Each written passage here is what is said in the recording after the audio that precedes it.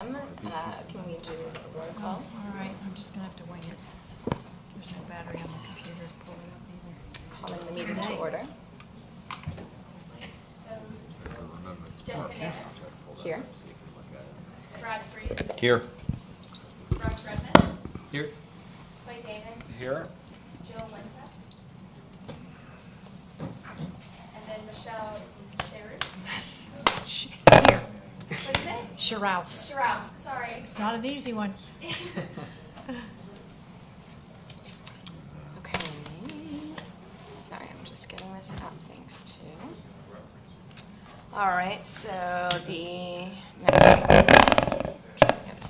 next we have the approval of the agenda. May I have? Are there any additions, modifications, or deletions that need to be made? Motion to approve. Okay. We have a second. For this agenda? Yeah. There might be an addition. Yours is already in there. Oh, it is? Okay. Because I was a little late sending that to you, I'm sorry. I had it waiting for that. So do we, who has made the motion? Second. Clay has made the motion. Okay. And Seconded the motion. yes. Who seconded? Russ? Russ. Okay. Okay. All those in favor? Aye. Signify by saying aye. Okay. The motion passes. We have communications from citizens. Any communications from citizens? No? Okay, so next up we have presentations. The first one being Mr. Jeremy Allen on a grant update. Good afternoon, Jeremy Allen, Village Manager. Jay and I talked, I guess, after, I know there's been several topics on the agenda for grants, and so when Jay and I were talking after the last meeting was just really maybe talk about the grant process, types of grants and programs, what the village goes through, how we seek grants, our successes, and then maybe how the EAC can help, and maybe that'll help kind of spur the conversation through, or we can start the discussion. So I put together a little PowerPoint just to help guide me as we talk, but when you're going through grant criteria, especially you talk about state or even federal grants, there's 100 different types of grants, even local grants and smaller things, but for the most part, a lot of the grants that we're seeking are state type grants, and so the scoring criteria, they differ from grant to grant depending on if you're going through DEO or if you're, DEP, whatever the grant may be, but these are some of the criteria, project objective, alignment, impact and benefits, feasibility, sustainability, budget and cost, partnerships, collaboration, innovation, creativity, evaluation and reporting, how you're going to evaluate those, how you're going to report it, your successes. You got to be able to have a process for that. And then of course your compliance and eligibility. Some other, criteria is, a lot of times you can score higher on your grants if you have some grant matching. This could be in kind or financial in kind or financial contribution. The recent example of this is Remembrance Park. We put in $200,000. We got $200,000 back as a matching grant, so we scored high on that grant. And a large consideration, especially when you start talking about DEO grants, is the low to moderate income level, LMI. And so that's typically where Tequesta falls off a little bit and drops below on some of the scoring, because we're only really one track. And so like my other city, we had like 3 tracks within our city, so part of the city might be good for a grant and the other part might not. Tequesta is all one, and so we typically score higher on that. I say score higher. We have a higher LMI, so we typically score lower on grants. And so I have an example of a success or an unsuccessful grant, and it talks about how we had a higher LMI, so we didn't score very well. And we've had engineers tell us, or consultants tell us that it's a very competitive process, and so when we have that high LMI, it doesn't bode well for us. Oops. So who applies for the grants for the Village of Tequesta? Typically that falls part our department heads. They have their normal workload, but we also have, we tasked them a couple of years ago. We put in our strategic plan to go after grants and try to be more successful with it. With that, comes a workload that comes with that process. So the process for grants is quite lengthy. You submit through this, 20, 30 page application. All of them are different. Some of them are smaller, some of them are larger. And then throughout that process, when you submit, you're going to get questions back. You got to be able to provide data, backup information. There's research that needs to be done. A lot of times, the plan, bid, build process really helps with these grants, which is something we've done the last couple of years. You see a lot of studies. Everybody, cringes at the word that we do a lot of studies in the village, but in order to even apply for grants, you got to have some of these studies, some of these backup information, especially like water projects. What's our long-term plan? And then part of the planning and process is we get an estimate of probable costs. And so, if we're asking for money for a grant, like how much is the project going to cost? So as we're doing that, so a lot of times a lot of work's done even prior to getting to the grant application process. Other considerations is the matching funds. Obviously that'll take some council approval, staff reports, backup information. So I just kind of highlights there's a lot of work that goes into grants. It's not just you apply, we got it, let's go make the project happen. And then I double dipped on that one. Actually, so sometimes we hire consultants to help us. So a lot of times in public works or utilities, there's some expertise from engineers that'll help us. And so there are times that we do utilize consultants. However, it still takes staff oversight and time to put those together. And then you get to the point where you get awarded the grant. And I know of a couple right now that we're using a very similar process. Like the grant's not over, we got the money, let's go build. You have to put a lot of time and work into reporting. So these are just some of the documents that are attachments. I think if you look at the lower part, you got progress reports. I know our Remembrance Park, I think it's on the agenda for tomorrow. I mean, those are either monthly or quarterly reports. Somebody has to do those. It's staff that does those things. And so there's payment requests, all the, reimbursements through finance. I mean, so it's a process, and I just show this because there are, several steps that go through the grant process. Other considerations for staff is just reporting could go up for a year after the project, just to be able to report to the state, get our reimbursement. From time to time, like our rec center project, you get the state or OIG to come in. They did an audit, so that creates a whole new slew of work for staff to be able to report those things to the OIG. And then, as we talk about how the EAC can help in a minute, just being mindful that when we are applying for grants, like we can't just go and apply for all these grants because it takes so much time. Like we got to make sure that the juice is worth the squeeze. I guess there was a council member that used to use that here, and so I use it occasionally too. Is make sure that what we get out of it is worth all the time that we put into it. Are we a realistic candidate? With all those considerations. There's a lot of communities, 402 municipalities in Florida. How do we feel like we were going to score through those? And so just an example of an unsuccessful grant and how we scored. We applied for some stormwater road improvement grant through the DEO. We were one of the 8 applicants that received an 82 points overall, which rendered us 164 out of 172. And I think they only funded, like 10 of those grants. So if we're 164, but just an idea of just some of the criteria, the objective scoring categories include overall LMI, social vulnerability, special designations, MID areas, leverage dollars, and I don't think we have any leverage dollars on that point or any matching funds for the grant, and then just some of the subjective things, how we write it up and compared to how somebody else writes theirs up.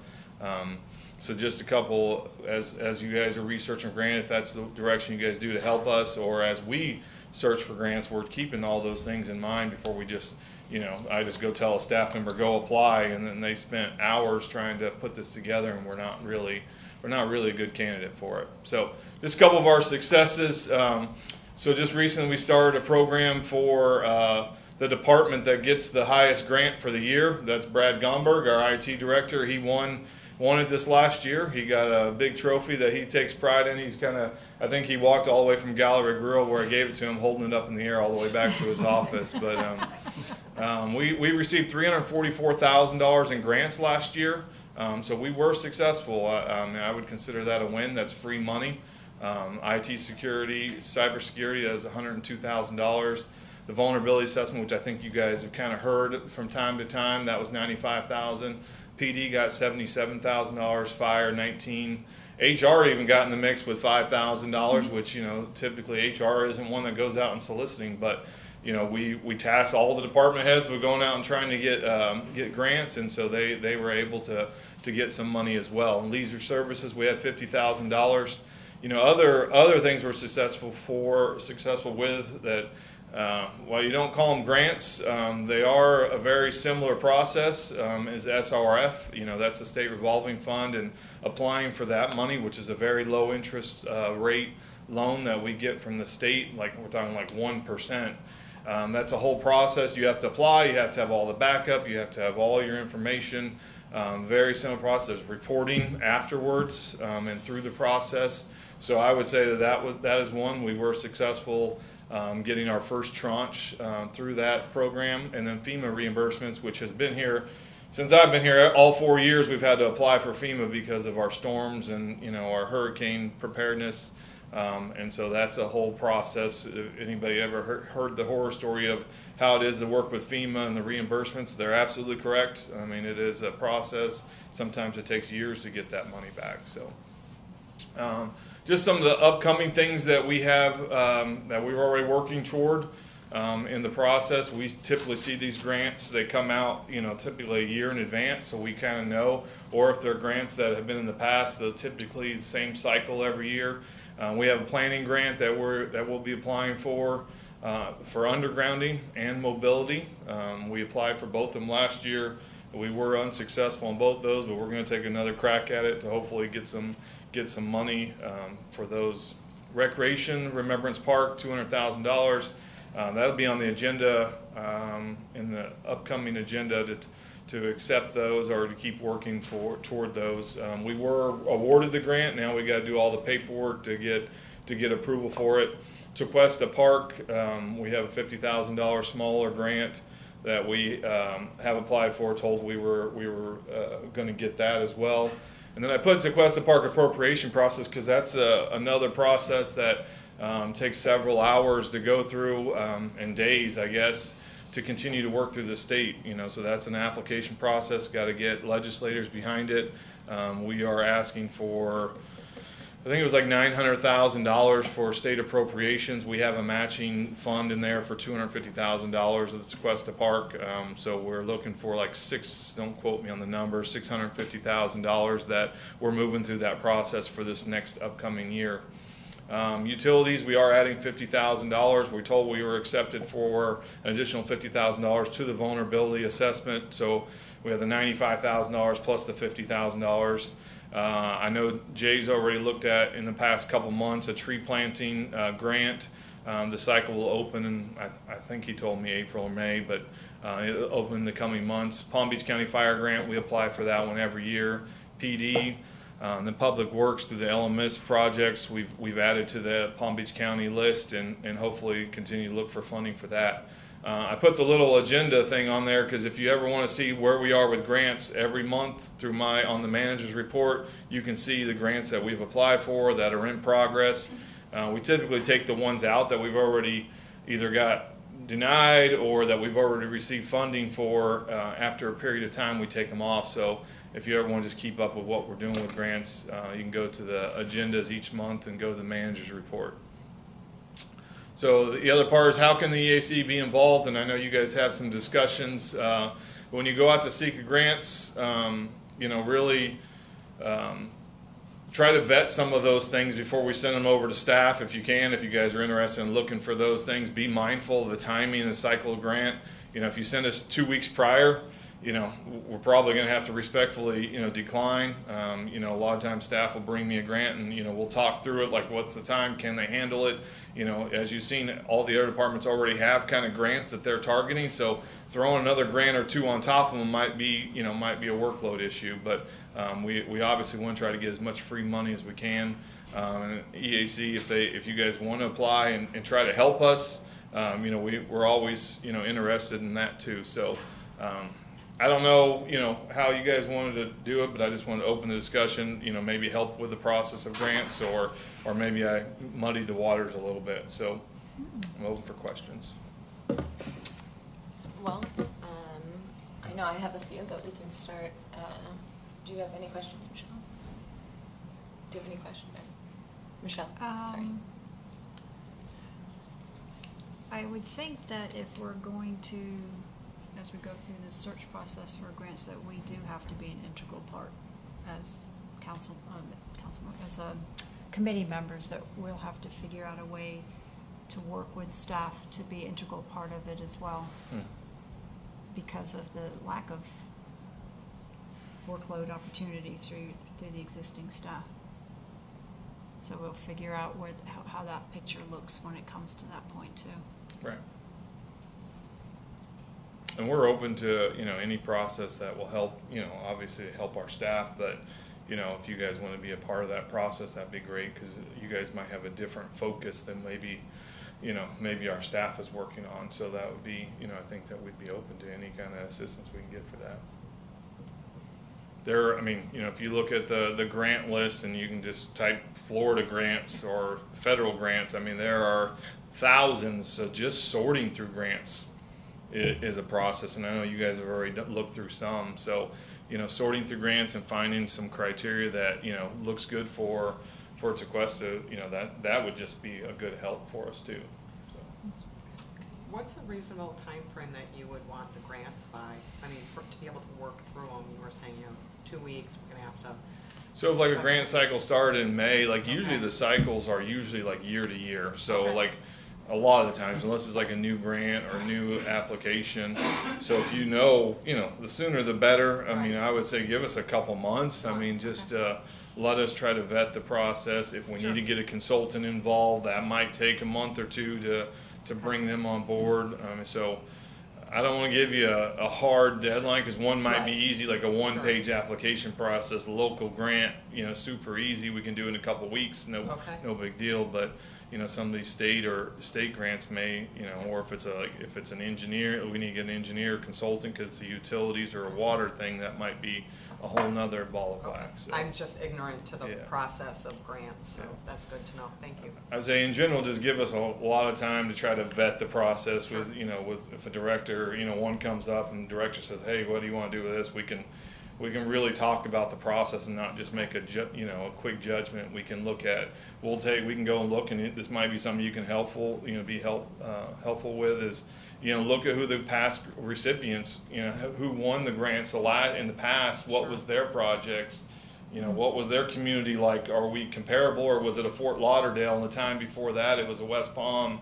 And then, making sure that it's, it's not just all big cities. I think that helps vet that process too. So. Thank you. If I can jump in there too.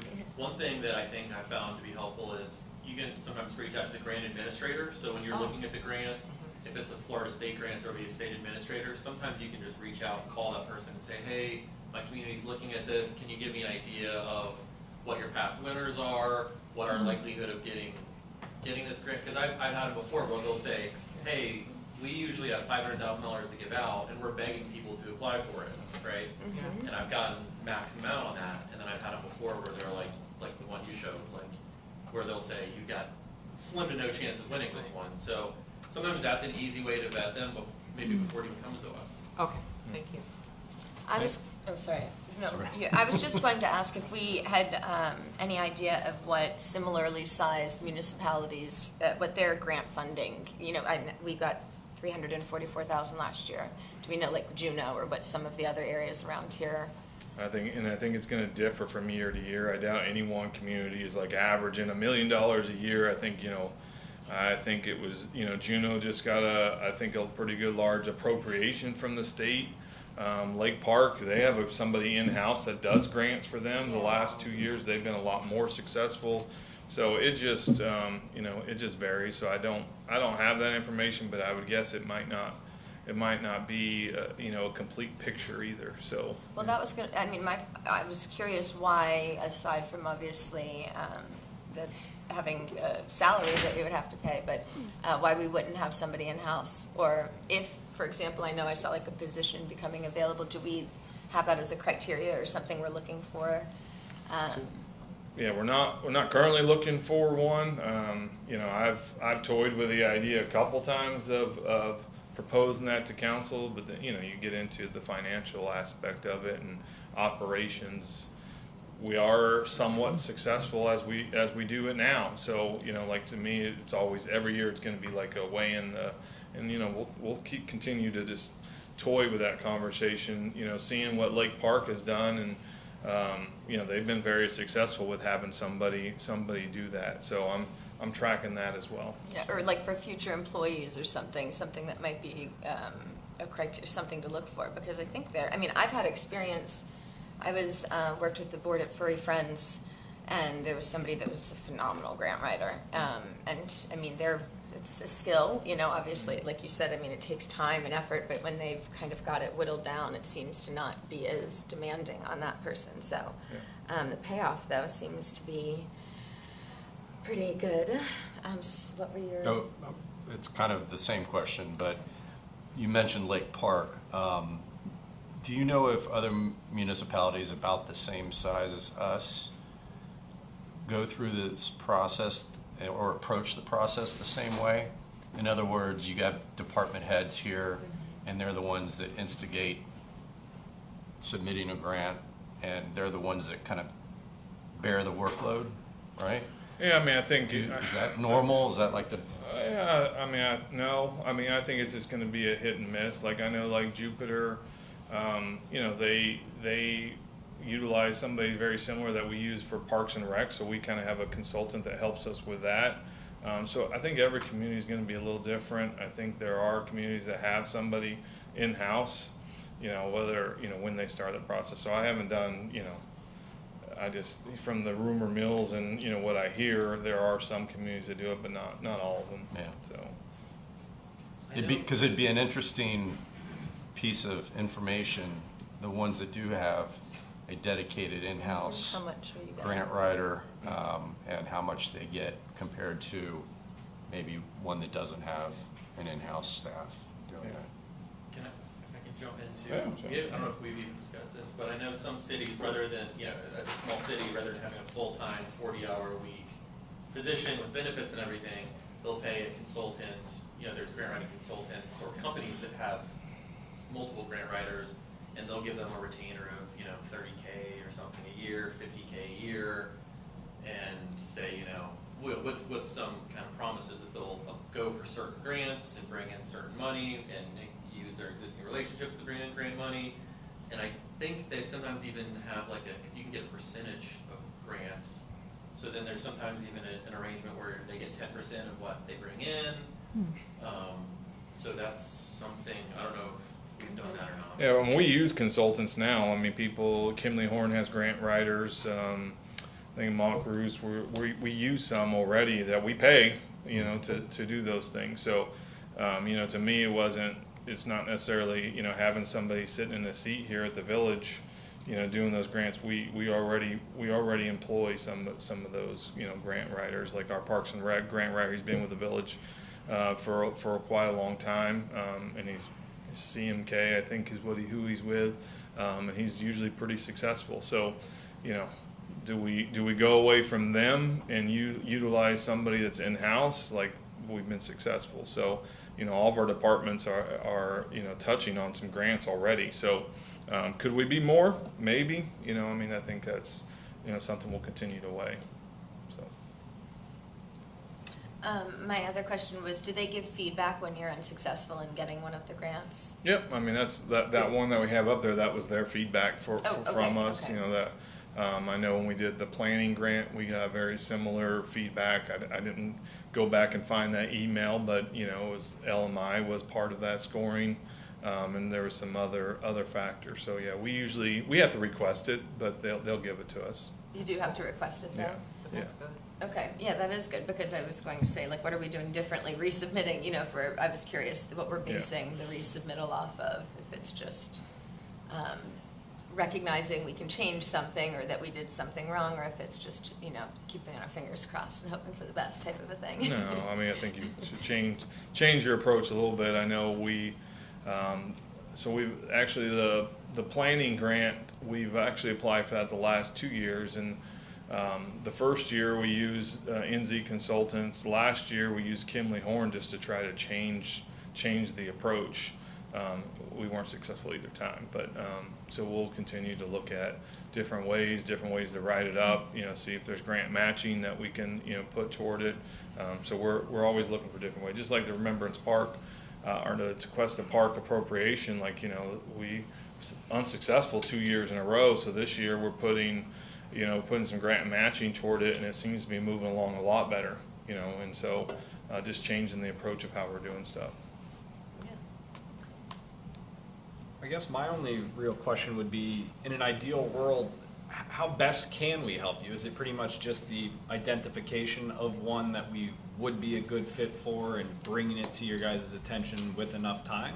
Is that I think that's the general, but I think the other part of it is I think you guys may be looking at it from a different lens, more environmental. Not that we're not doing that with our projects, but you guys may look at it from a different lens. So having different people looking at them, Jay may be looking for a tree, you guys may be looking for, a clean water one. I think just keeping a different approach, and everybody having different eyes on it, keeping mindful of time and just the criteria. And so not just, hey, I found these 10 grants that are all regarding water and throw them to us, trying to vet them, talking to the consultant or something like that. I think that would be helpful.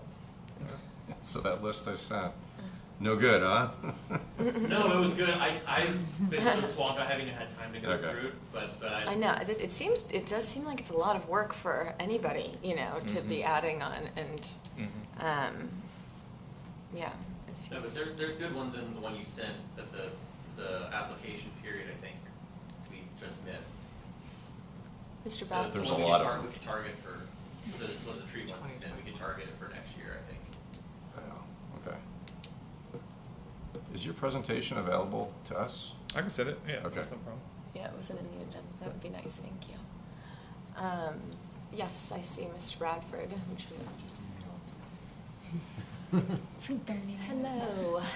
Hello. Hello. I wanted to tell you about another way to do grants, the process, but I think Clay is correct that it really does start with you, and I know that Brad is primarily focused on environmental related things, excuse me, that he thinks that the EAC would be applicable to, but it does start primarily with you guys saying, we think that's a real good one, and then it goes through the process. The process we used in the town of Palm Beach was as follows. Let's set the table. We got a 12-mile island, $300 million budget, 9,000 full-time residents, 25,000 wintertime residents. It goes that much.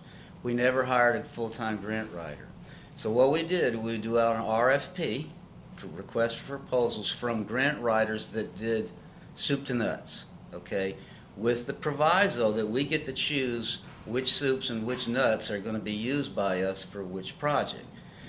And so you rank them, and now you've got your list, 3 or 5, whatever it is, similar to what you were talking about. You have your list of 3 to 5, and then staff or council or whoever comes along and says, that's a good one, we need to go for that, okay.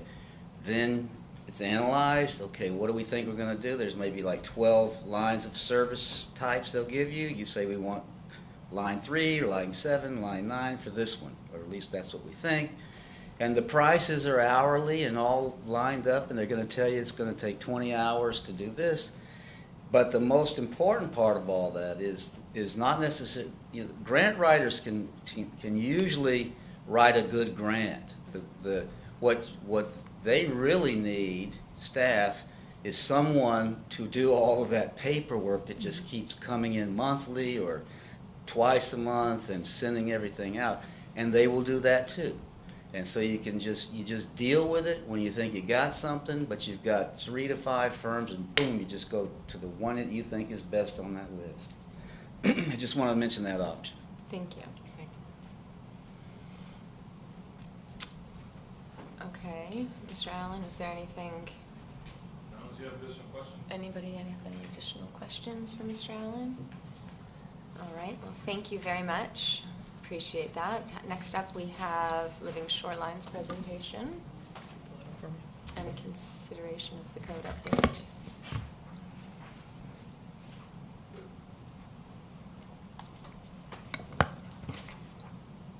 Perfect. Okay, so back in May, the Village Council workshopped Living Shorelines and directed staff to create a code that was kind of similar to what Jupiter's already doing with Living Shorelines. So what is a living shoreline? It's a shoreline management practice that provides erosion control benefits, protects, enhances natural shoreline habitat, and maintains coastal processes. And there's a variety of different ways you can have a living shoreline. So this is really relevant because we're dealing with shoreline armoring, right? So this shoreline armoring is hard infrastructure, seawalls, bulkheads, retaining walls that are used to protect against erosion. So approximately 14% of the U.S. coastline has been armored. However, as you can see here, it's a much higher rate in Palm Beach County. It's between 50 and 75%. Wow. And I'll later show you a slide of what it looks like in the Jupiter and Tequesta area. So problems with shoreline armoring, it creates a fixed point in relation to rising sea levels and coastal flooding. So this is a challenge for resiliency. There's an obvious loss of habitat due to an abrupt transition from the shoreline to water. You don't really have that natural habitat along the shoreline, of course. Another issue is seawalls eventually fail, and there's a high cost to repair or replace. Previously, I was a director in North Palm Beach, where there's quite a bit of water in lagoons and canals, and you know, I think the average life is between 40 and 50 years, and a lot of them were hitting that life, and we were just seeing constant replacement, and the cost is really high, much higher than you'd imagine. So I'll also show you later that living shorelines can be not only be more effective in some ways, they can actually be cheaper. So here's some benefits of living shorelines. They protect the shoreline by improving the stability and reducing erosion. They're a less expensive, sustainable option to seawalls. They provide essential habitat for fish and other animals, which promote better fishing, ecotourism. They improve water quality because they filter stormwater runoff and just naturally filter the water, especially when there's oysters involved. They create feeding areas for wading birds. They encourage seagrass growth and reduce sediments in the water. So a lot of ecological benefits. So these are the benefits when you compare what a traditional bulkhead would be here on the left. And this is one on the right with living shorelines. So a lot of the same things you see, but living shorelines meet all of them. All the ecological benefits, all the aesthetic benefits, all the resiliency benefits, and all the low maintenance benefits. Whereas traditional seawall really only reduces the immediate erosion and reduces future erosion. So here are the different types of shorelines you have. The first one's a truly natural shoreline where you have seagrasses, perhaps oysters. This is what water bodies would look like in their natural state. The second one is kind of like a hybrid, so it would be one where you have riprap, which does enable some creation of wildlife, compared to a seawall. Sometimes riprap will also include a mangrove. It might allow oysters to develop below the riprap. And then the last one is a seawall, which is a completely hardened structure and doesn't really enable the creation of natural shorelines. Yep. Similar to the last one, so this is what it would look like. So the one on the left is kind of what you have with a seawall. You see there's no real activity there. The other one's kind of a partial one that's maybe got riprap or some mangrove. You have some life there. And then the last one is a completely natural living shoreline where you've got a wide variety of different species in there.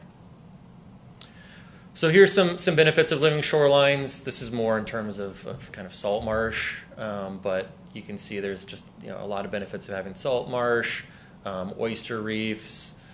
It shows that they can be more resilient than storms, again, than bulkheads are. And there you go. So here's a cost comparison. This is actually from that class I went to. I think I might have told you guys I went to a living shoreline seminar. So this really highlights really how much cheaper an actual living shoreline can be compared to a bulkhead. So oyster bags, plantings, living shorelines are really cheap. Mangrove, I don't believe is on there, but mangrove would likely be cheaper than those. You see the cost of a seawall per linear foot is $500 to $1,000, and I think that may be even higher now with inflation happening. And of course, there's a lifespan to that, right? You're putting in that seawall for 40 or 50 years, whereas the living shoreline is intended to last forever. So this is a slide that Broward County has. Broward County is doing a lot to encourage living shorelines, especially in the city of Fort Lauderdale, where they have a lot of water bodies. So this shows that the cost comparison between a living shoreline and a seawall, and the living shoreline is cheaper in every instance. So in terms of Tequesta, our comprehensive plan says that bulkheads and seawalls shall only be permitted to stabilize disturbed shorelines or to replace existing bulkheads. So, and then the housing policy says that we shall continue to institute policies which minimize adverse impacts and utilize management practices which will alleviate residential water pollution problems, with special attention to the Loxahatchee River, of course, the intercoastal waterway. The coastal management objective says that we shall promote and enhance coastal and estuarine environmental quality and other natural resources. The other policy says that we shall cooperate with agencies and municipalities to protect the resources of the Loxahatchee River and Indian River Lagoon. And as you guys may know, there's been a lot of efforts to do living shorelines, at the lighthouse, and other efforts in the Loxahatchee, and of course with Jupiter, us sharing the Loxahatchee with Jupiter, they've undertaken efforts to do this. So that's kind of what that one says. And the final objective says that we shall continue to provide for protection of estuarine water quality in our code of ordinances. Go ahead. I'm sorry. Yeah, interrupt to anytime. interrupt you. Yeah. Can you go back? Sure. What is the definition of disturbed shoreline? Good question. So it's ambiguous. There's not really a true definition, but I think somebody would have to demonstrate that the shoreline is being heavily eroded, and therefore they need to put in a bulkhead or seawall. Yeah. Okay. But in that case, in terms of that, the only way you're supposed to put in a bulkhead or seawall is if you're replacing an existing one, or you can demonstrate that you're trying to stabilize somewhat of a disturbed shoreline, which is ambiguous and open to interpretation. So we'll probably get on this one a little bit towards the end of the presentation. Good question. So in terms of the village code, we really don't have any regulations regarding bulkhead and seawall construction. A lot of municipalities do. We simply defer to the required state or federal permits. That kind of depends on which water body, right? If it's in the Loxahatchee, I think it's DEP. If it's in the lagoon, in some cases it may require a Army Corps permit and a DEP permit, but a lot of places have their own standards, and their standards can sometimes be more intense than the state or federal regulations are. So the town of Jupiter recently revised their shoreline stabilization code to require some elements of living shorelines when shoreline stabilization projects occur. So here is, where you can see that, we obviously share quite a bit of water body with Jupiter. So it does make some sense to be similar or mirror the regulations in some regard. In 2015, the town of Jupiter adopted new regulations that required elements of living shoreline when bulkheads or revetments, which would be, a shoreline stabilized with riprap generally. The Jupiter Code does not require anything to be done to existing bulkheads, revetments, or natural shorelines. It simply requires mangroves or riprap to be installed during new projects. So they're not mandating that people put in living shorelines on an existing property, right? It's not a takings. You're not coming in and telling people what they have to do. You're simply telling them that when you're replacing a failing seawall or upgrading a revetment or riprap or touching a natural shoreline that hasn't been touched, these are certain things you have to do. Jupiter also, I think probably pretty smartly, created a shoreline stabilization exception map, which exempts the living shorelines in their canals because the water body is just not wide enough. There's not enough room to really do that and enable boats to still maneuver. So this is the Jupiter shoreline stabilization map. If you're wondering why some of the other lagoons there aren't included, it's because they're actually not in the town of Jupiter. I think we got someone on Zoom. Can you please mute yourself?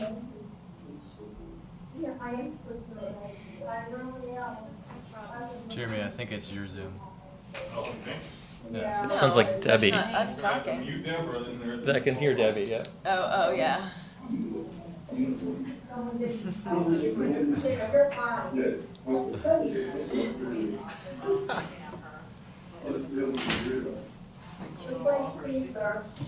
Yeah, quiet.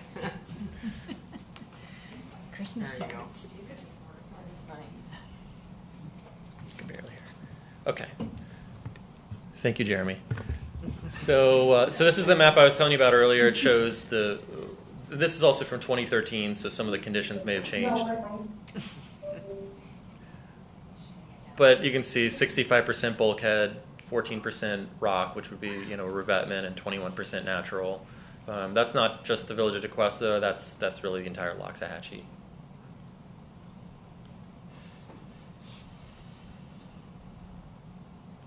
Okay, so this is the town of Jupiter's code when it comes to bulkheads. So it says that existing permitted and unpermitted bulkheads can be replaced provided the new bulkhead is within 18 inches waterward of the existing bulkhead. That's pretty standard language really anywhere, because when you're replacing a bulkhead, you actually have to replace it waterward of the existing one just due to the structural aspect of things. So that's pretty standard. Where the living shoreline thing is next. So on an existing permitted bulkhead, if your bulkhead is higher than 3 feet above the mean high water line, then 100% of your bulkhead has to be faced with riprap or mangroves. But if your bulkhead is less than 3 feet above the mean high water line, you don't have to do that. I'll touch on this a little bit later, but what I found from Jupiter is that that people are intentionally putting their seawalls, right at 3 feet or below 3 feet, so they don't have to do the living shoreline. So we'll get to that later. That's for existing permitted bulkheads. For unpermitted bulkheads, same thing. If it's above 3 feet, then you have to do 100%. But if it's below 3 feet, you have to put in 50% of the bulkhead with riprap or mangroves. And that's because they're unpermitted, right? They're not giving them rights. And then also on unpermitted bulkheads, when you're replacing or repairing an existing bulkhead, they're saying that you have to remove any existing bulkheads that are constructed of wood or degradable materials during the process. You can't come in and leave the existing bulkhead and repair it, or just put riprap in front of it, which people sometimes do. So here's kind of an exhibit of what bulkheads look like with riprap and mangroves. You can design it in a variety of ways. You can do it with a bulkhead and just mangroves. You can do bulkhead with riprap. You can do bulkhead with mangrove and riprap. There's really a variety of different ways marine contractors can do that. So Jupiter's code on revetments, which would be riprap, similar thing. So when you're replacing it, you have to put 100% of the new, I'm sorry, if you're replacing a revetment with a bulkhead, then you have to replace it with put 100% of the bulkhead with riprap or mangroves waterward of that new bulkhead. And also you'd have to clean any of the materials that are if you have any unclean materials in that revetment, you'd have to take them out. So sometimes they may want to keep elements of the riprap there. Then on unarmored shorelines, their code says that if you're putting in a bulkhead at where an unarmored shoreline is, 100% of it has to be faced with riprap or mangroves. Now, when I was the director in North Palm Beach, we were looking at trying to put something in our comp plan that said that if your shoreline was unarmored, you have to keep it that way. So I'll get to that here with my recommendations. So I do think there are some elements of the Jupiter code that we can kind of mirror in some ways, with the requirement to replace or put 100% riprap or mangroves in front of one when you're repairing it.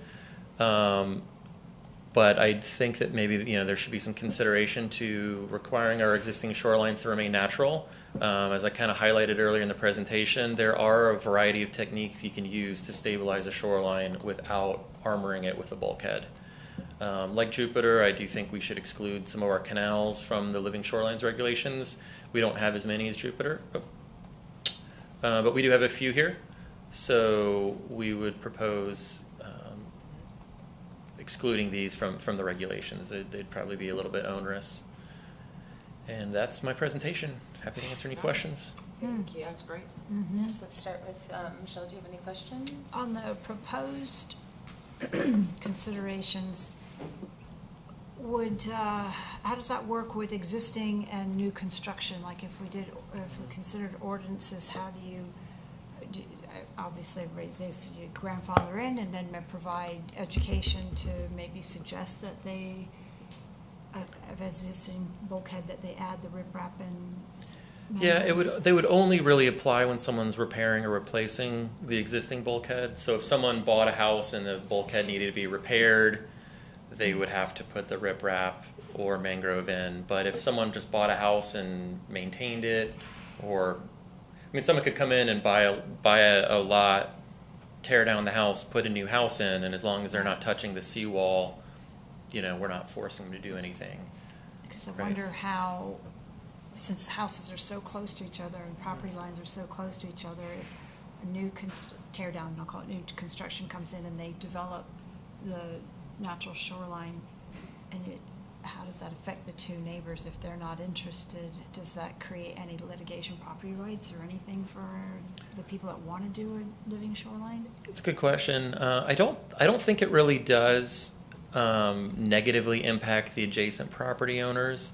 I mean, the one impact and the one challenge to consider is that mangroves, if they grow too high, can block people's view. Right. So you could be in a situation where somebody comes in, puts in a mangrove here, allows it to grow up, and you could conceivably block your neighbor's peripheral view of the water. So that's something to consider. So there's that's little something things to consider. like that, unintended The consequences. opposite can be a problem too. So if I have a natural shoreline and my neighbor has a seawall, their seawall is going to affect the ability of my natural shoreline to do its job, 100%. Correct. So that's. So there's not an incentive for them to create. It's a problem, right? So I mean, if the neighbor suddenly, and I think we talked about this before. We looked at those codes in particular, right? I think pretty sure, yeah. And what Brad pointed out was one of the problems that we saw initially, and I think that we brought up the scenario. Hey, I just moved into town and I bought myself a nice location on the water, and I've got tons of money and I don't care about anyone. Purely hypothetical. But and I've got these nice mangroves here, but I don't like them, so I'm just going to knock them down, and I'm going to deal with whatever fines I get. But guess what? Now I've got a disrupted shoreline, and because I have a disrupted shoreline, I can now put in my seawall. Right? And my neighbor who has maybe lived here for a while and seen the benefits of having a natural shoreline, they're gonna now I'm putting them out a little bit by building my shoreline to be a seawall and that's gonna affect their ability to protect their property with their natural shoreline. So I think we need to, by the way, I liked your suggestions. I just think we need to find a way to close some of these loopholes. And there's some language in our comprehensive plan that relates to the protection of existing mangroves. Right. It's Right, not but as explicit in the code, so Right. it would make sense to put it in the code also, if that's what you're interested but in. if I've got all the money in the world and I don't want those mangroves there, I'm gonna get rid of those mangroves. Sure. I thought But there was, I'm sorry, I thought there was some sort of provision if they were to do what you're saying. You have to revert They back. Yeah, they have to revert it back. Yeah. And probably pay a fine. I But thought, I Remember could that be wrong. happened in Jupiter on the coastline, and that turned out to, there was no legal teeth to Right. it to Oh. impose Is the there- right, heavy is there fine that? and, yeah. I think, do you know the Jupiter story? Because he ended up paying a lot of money, right? Yeah, and there was one up in Martin County, and I was looking for, I can forward it to you guys, there was a huge fine, they just made them revert it back to the plant zone. They forced them to It was revert like it. a resort, so the state came Yeah, in. yeah. Okay. It was $110,000 It is fine. I mean, that's- enforceable, that's- so I if like they wanna that. spend a lot of money, but they're still gonna have They're to still revert it gonna back spend too, it. so, Yep. I think in the Jupiter case and in the Martin County case, they're gonna have to not only pay a fine, but revert it back. There was a guy on Riverside Drive in Jupiter. That's the one. Fined over $1 million. Yeah, and it got down to like peanuts for him, right? They couldn't substantiate the $1 million fine, so it got dropped way Right, down. that's my concern. Yeah. If you've got enough money, you can tie it up in legal. I have a question though, Ross, when you're saying it could be disruptive, one is the seawall. So it's along the waterway and then it has to come in to secure it, right, up towards the, home, right? So you have it doesn't just go straight across, right? It has to tie, thank you, tie back. Sure. In that 90-degree tie back, the neighbor that has the natural shoreline, would it help them to have the mangroves right there on the corner to secure it? It's gonna help some, Yeah. but you're gonna get erosion on the water side of the seawall. You're gonna have erosion of Okay. your sand from the movement of the water being exacerbated by the concrete. Where that is, yeah. And that's gonna carve out a trench Okay. next to your property, It's like a funnel. Yeah. 100%.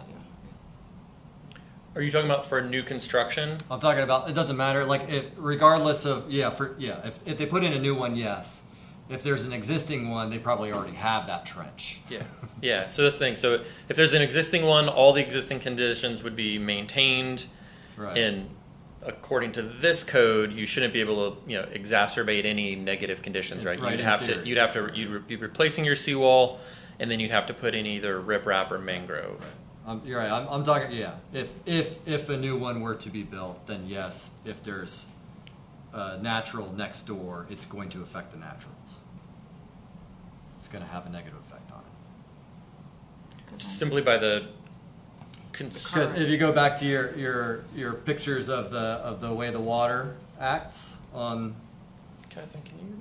so you have a gradual slope for the natural, correct? Whereas if you have a seawall, it's just a straight down drop.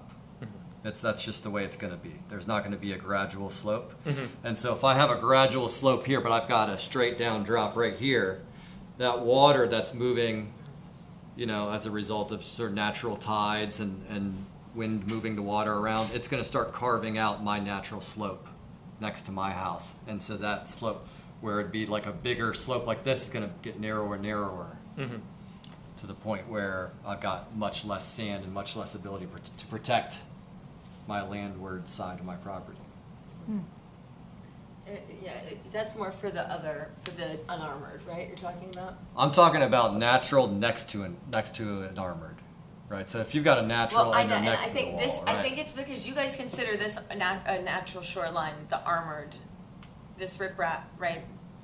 Is this considered natural? The middle one? Yeah, I wouldn't be as You know- worried if somebody put the riprap next to mine. If I had a property and Even the mangroves and I had but mangroves. it's that next one, the unarmored shoreline.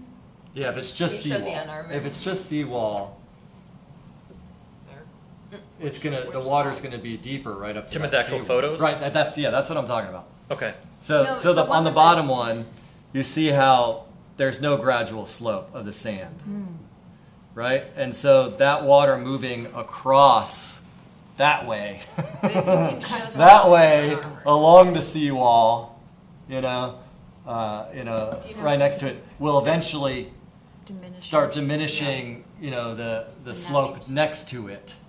Because I think that the most desirable, like I've seen some of on Riverside, the unarmored is very desirable because kids can run down and come back up, and you've got a little beach. Yeah, it's very nice.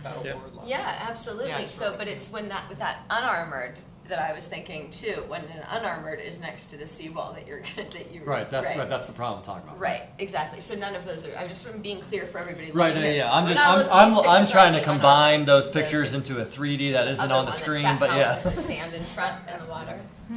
Yeah, if you took the bottom picture and stuck it up next to the top picture, if you had those right next to each other, Yes. that top picture would end up not looking like the top But picture. not that one. Is not. So the only thing to consider, and maybe I'm hearing this wrong, but keep in mind that in terms of the code, we're only talking about people with an existing seawall. So we're not letting people come in and do a new seawall next to that existing natural shoreline, right? So in the scenario we're looking at, if there is a natural shoreline here, there would already be an existing seawall next to it that would have been there for 50 years. Right, Probably, no, I'm with you. I guess still my main concern though is with that language in the code about disrupted and what counts as, was that the word that it used? Disturbance. Disturbance. Yeah. And so like what counts as disturbed, right? And at what point do I get to, because I can claim it's disturbed, put up my seawall I've been wanting to put up since I bought this property? Yeah. Well, that should be there.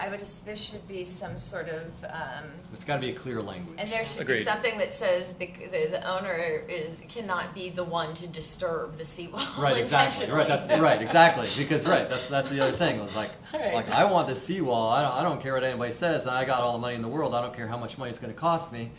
I'll pay the fines. It can be Right. disturbed or not, it's natural and You it cannot needs be to the one stay to that way. disturb your own seawall Right. with the intention of creating an armored shoreline or whatever, or a new seawall. I guess my only thought or question here is you had mentioned briefly in North Palm that there seemed to be a period where everything started coming up. Do we have any data or knowledge as to in Tequesta here? Do we have a feeling that, all right, we're getting close to 40 years here, probably a lot of activity is going to be happening in terms of replacing seawalls, do we have any idea at all of that No, information? It's a great question. I was trying to ask our building official about it, but he's like me, new, so he doesn't have that Okay. historical knowledge. But I can, when we come forward and actually try to adopt some code, we'll try and get some data about that. Just but if we're going to find out, hey, in 5 years here, we might be seeing a whole lot of people needing, maybe we want to get ahead of that, but I was just... And I think that's what this is. It's somewhat of a proactive approach.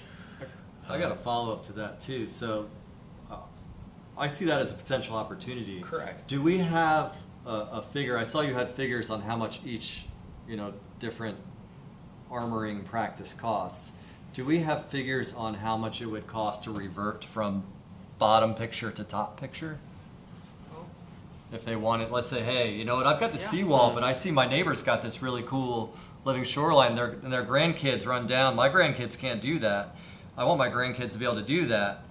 How much will it cost me to take the seawall out and do that? And that, that top one is not the one with the sand going down to it. That's the unarmored. Yeah. So there are mixes of unarmored and armored. Yeah.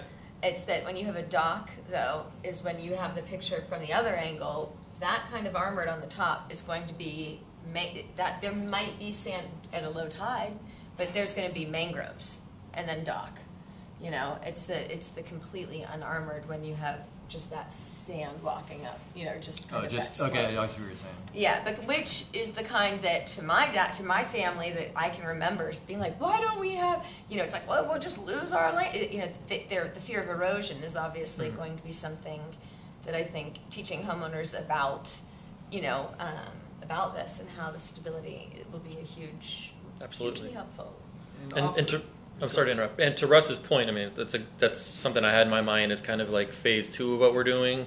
Would be like phase 1 would be trying to adopt some of the low-hanging fruit code, and phase 2 would be the educational component where you tell people, you know, this is what you can do. We're not mandating it, but this is what you can do, and oh, by the way, it's cheaper than, like, hey, so if you were, let's say someone was planning it out, right? They say, hey, I know in 5 years or 7 years I'm going to have to replace the seawall, it's failing, right? The same way you would with the roof on your home.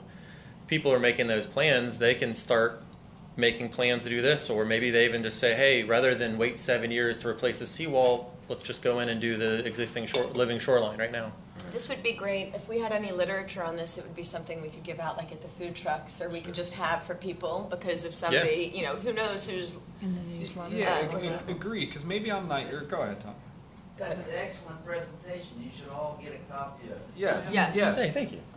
Yes. Because off of this opportunity piece, maybe I'm just naive, but I think it is an educational thing. If what I'm hearing is that it's less expensive, it does the job just as well, why do myself and I'm assuming the majority of people have this feeling of, well, that's my impact hurricane glass, that's my armored Right, truck, yeah. I want that, it's the best. Well, no, it's not. So I think it's an educational component, because yeah, I do feel like the majority of people have this preconception that, oh, that's the best, it's the strongest, I need that. But Well, and there's another, I might have said this before, there's a great way we could show that too, even at the food trucks. My daughter did her science fair, I think it was 3rd grade, and you know, you take a Tupperware bin and you just put water in it and you go like this, and that's your seawall. And if you take that Tupperware and you throw some towels over the side, like anything to act as a mangrove or any sort of the riprap, and you slosh it, you'll see the wave impact. You can see how it's not as extreme, slashing back and forth. You know, you can literally see the wave impact that it has on a natural versus, you know, a shoreline, an armored shoreline. So what, my question is, bringing back, your neighbors both have a seawall, and yours is coming up to be repaired, and you're thinking, oh, I want to go natural and take it out. What are your answers to that homeowner? yeah, I think we need I to mean, get because information to put together. Russ's point, it'd be difficult if you have the. They'd be in a tight spot. Yeah. I mean, it's great, and I would love to have that, but you need to be able to answer that question. Would that come down to where the property line falls into the water? Like, you know, because again, to me, I would start thinking that if you have, it would depend on if you're doing armored or unarmored next to it, because I think that an armored shoreline would be fine for the most part. Yeah, I mean, they'd have to have at least, they'd have to do Riprap or at least- something. They would have to, you know. Yeah, they couldn't just do They couldn't do grass to, that. grass to The sand. unarmored, Mhm. but because if they wanted would to, not that be- if they want, No, but they they, can't do I mean, that. that one, Yeah, that's yeah. what most That wouldn't people would work. want. Yes, Yeah. but Yeah, you're not doing that between you're two not doing seawalls. that with. If you do, I think you'd have to do a Walls slow next to you. transition probably on the outside. Yeah. I could get our building official to come to future meetings. I actually have a Above lot my- of questions, and they Well, I- refer to yeah. what ifs in this scenario and that scenario, so I don't want to take I up think time they- doing that here. But they're for right. example, in our neighborhood, we have a boat ramp park, and both houses on either side, one has a seawall, they both have seawalls, and they have beaches. So I'm thinking now that because we have the natural shoreline in that park, there's sand that's just flowing to both of those. And so they're not having trenches, you know, so I have a lot of questions of what if scenarios, but again, I don't want to ask them all here in time bites, so. Yeah. I would think that I the could write 'em solution here down. would be mangrove. You know, you would have to have a mangrove, some natural stabilization in between those two, which would be sufficient. And there are you know. mangroves too on, Yeah, I on would one of the think that that would properties, so probably there's be a lot of scenarios like to maybe just put all out and then figure out what are some of the answers and create an Yeah. educational piece that says, if this, then that. Or even letting people know too that their seawall may be coming to its life's end, and these are the considerations Mhm. for the future, Mhm. because people don't even know that they're, you know. As long as we know what the impacts are to the neighbors. Yeah. Because you got to answer, I like that, you have to answer You that just question. have to answer You're also everything. gonna have engineers that have to submit the plans, and they have to go Yeah. out there, Yes. and they're gonna be the ones telling you that it's Yeah. not gonna impact this other ones, and they have to submit that, Yeah. and we have to True. approve Because that. everything So is site isn't- contingent, I would think, Yeah. depending Yeah, on your exactly. location, yeah. So like, we're not gonna just be like, oh, No. we wanna put some riprap in, and you go do it. They have to have an engineer that Yes. submits the plans And- to show it's not gonna impact the property. Right. That, exactly, there And would have then to. Mother Nature does its own thing no matter what the engineers say. Well, right, and so We that's why learned there at would have to work. be some sort of a stipulation where there would have to be site protection for your neighbors, Yeah. you know, based on, you can't, yes. But that, I think certainly, I would love to be able to provide education to the, to people as soon as we, I mean, like your presentation here, I'm sure we could, you know, create something, because I have, different articles and things that we've provided to smoke signals in the past that I just have out on the table available for people to take if they're interested in. Yeah. And so, just having any sort of information for them about this would be fantastic, I think. I'll also send out a lot of different materials to you guys. There's a 136-page training document in the class I went to. You don't have to read that one, but Fort Lauderdale has like a 4 to 8 page educational document about living shorelines. It's really good. It talks about each different scenario, like of when you could apply different techniques. It's really good. And then I think I have Martin County has a good one. So I'll send you guys some of that stuff. Thank You can you. start kind of sorting through it. Email. What I could do is, Not email, can you hand us a paper one? oh yeah, 'Cause- they're having email issues. Yeah. All the boards are, by the way. Yeah. So, and then I'll get to with Jeremy. We're gonna possibly workshop this with the council as well. It's gonna be a public process. So we're gonna workshop with the council, and then we'll take back draft code language to you guys. So start thinking through some of the things we talked about today, and when it comes back as a draft code, we can shop the actual language of the code as well. This was great though, thank you. This is Yeah, great. that was Right, We Marcia? do have a citizen. Oh, The sorry. biggest problem is people don't want mangroves because it blocks the view. You're right about that. What's There's the height challenge. restriction, the lowest that you can take them down to? Because we have that at our parks in our We do, neighborhood, and and it's- it's not It's a, like 6 it's not feet. a view obstructor, because We keep them low. they keep it at the lowest height. And then you just have to cut them at you could do 6 inches every, I don't know how often they're allowed to cut them, but Right. you can keep them low. Yeah, When you put them in, you can maintain a certain height for sure. But you do have the challenge of, like we talked about, where someone puts one in, Correct. and they may want theirs Yeah. to be tall. yes. Yeah. They may like the obstruction, and Right. you've got the neighbors, and you're blocking their view of the river Yeah. that they've So had maybe for 30 that's years. Yeah. An ordinance that they Yeah, have to but be their low. houses are blocking my view of the river. There you go. Fair So point. that's a hardship I got. I'm just saying it's something people will raise. And I do think that there are going to be times where there's some things that we know, if it's in the best interest of the safety of the village and the people, I mean, we have data to support these things, it just may need to be a, you know, implementation on our part. Sure. As the best practices is somewhere, you know, with climate change and all of that on the horizon, and trying to mitigate all of that, so. All right, well, thank you very much. Thank you for your Thank feedback. you. It's very Thank good, you. thank you for the time. Thank you. Yep. Okay. And you will be able to email us that presentation you said? Yes. Thank you so much. Yeah, that was wonderful. I have here, sorry, next we've got, what are we, consent agenda, are we? Yes, I think. Yes. So, do we just need to, Probably just approval of the yeah, minutes. the minutes here, right? Is that where we're at? We just need to approve the minutes Yes. from November. Does anybody have any changes or any Move additions? to approve. Thank you. Is there a Second. second? All those in favor? Aye. All right. We're moving on to the regular agenda here. Old business. Election of the new EAC Chair. That's new business, right? What was that? Isn't that new business? Okay. Good enough. Uh-huh. I All right. propose we move that to new business. Thank you. Second. All right, so then we have the EAC members specify to sign GHG reduction elements. This is moi here, I see. Okay. Here, Brad, Are we starting with you, Jill? Do you have anything you would like to add on this? Nothing new. Okay. Yeah, sorry, guys. No, I understand it's been a busy month. Brad, do you have anything that you would like to add on? Yeah, that list I sent, I'll take your criteria from your presentation. I think it was the first couple slides. Criteria you look for in grants. Okay. Yeah, your grant presentation.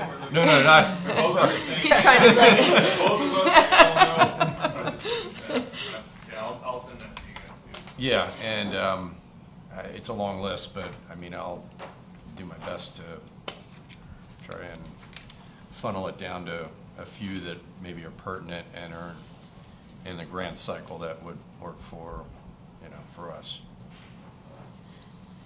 All right. So, Yeah. anything else? Okay. The communication with the Loxahatchee River Environmental Control District that previously, yes, Mr. Bradford. Just actually, before you go there, just to address, we skipped to lead incentives, but I don't have any report, just to Oh, make I'm sure. so No, sorry. that's Yes, okay. Just so okay. it's all documented, no Okay, report. good. Go ahead. Also, I don't think you elected the new chair. Well, we've moved that to new business. Oh, okay, I didn't hear that. Thank you, yes. Why did I stand up? I don't even remember. Oh, because Oh, yeah, you yeah, wrote yeah. the letter to So my Loxahatchee. assignment Right. was to write to the Mr. executive Arrington. director who never responded to me after Right. 2 times. My next one came from you folks in November, was to write to the elected officials of the Loxahatchee River District. And I became a town council member, a village council member before I wrote that. So somebody's gonna have to be assigned to track down my previous emails I have that, yes. and forward them with diplomatic language to the elected officials of the Loxahatchee River District. I will follow up on that, Okay. yes. And can I stop for a second and say, I'm looking back at last month's, there were surveys, we discussed surveys for me to put together, but didn't somebody have a suggestion of ones that were already, Tom, Well, do we you had remember? emailed, yes, And I never got that email with. the resident survey, the 2023 resident survey. Yeah. with The all one where that they we all wanted wanted to go with. Chick-fil-A? That's the one. I don't know why that. The rest of you guys get it? I didn't Yes. get it. Yeah. I have it, I've gotten it. Okay, All right. we'll get it over to you. Just because was my area, was coming up with a survey for the lead and. And Anyway, you're okay. having email issues, correct? Well, Or it was put on receiving? there, but I didn't get the agenda. I didn't Okay. get- So, yeah. Okay. Well, we will get you a copy of that. Thank you. Yes. We're at Shoreline Protection Actions with Russ. Oh, yeah. Oh, we just saw this presentation. Yes. Okay. Perclorates monitoring. Yeah, I mean, I don't know what Rob's rules would say, but I moved to strike that from the list because until such time that there's a hard and fast regulation, I mean, we can't really, we can continue to suggest, perchlorates or have a negative impact on health or various things, but it's not in regulation as of now. Okay. So I don't know if. Anybody have any comment on that, or are we in agreement on that? So what were you currently monitoring? Just the legislation, Yeah, and there's nothing that's that, moving, correct. going in that direction? Well, there is movement, but it's Not something that's. not something that's gonna happen soon, in my opinion. But So you're- I can keep monitoring it, that's fairly straightforward.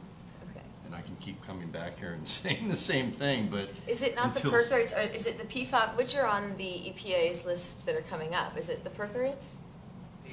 PFAS, okay, all right. Yeah.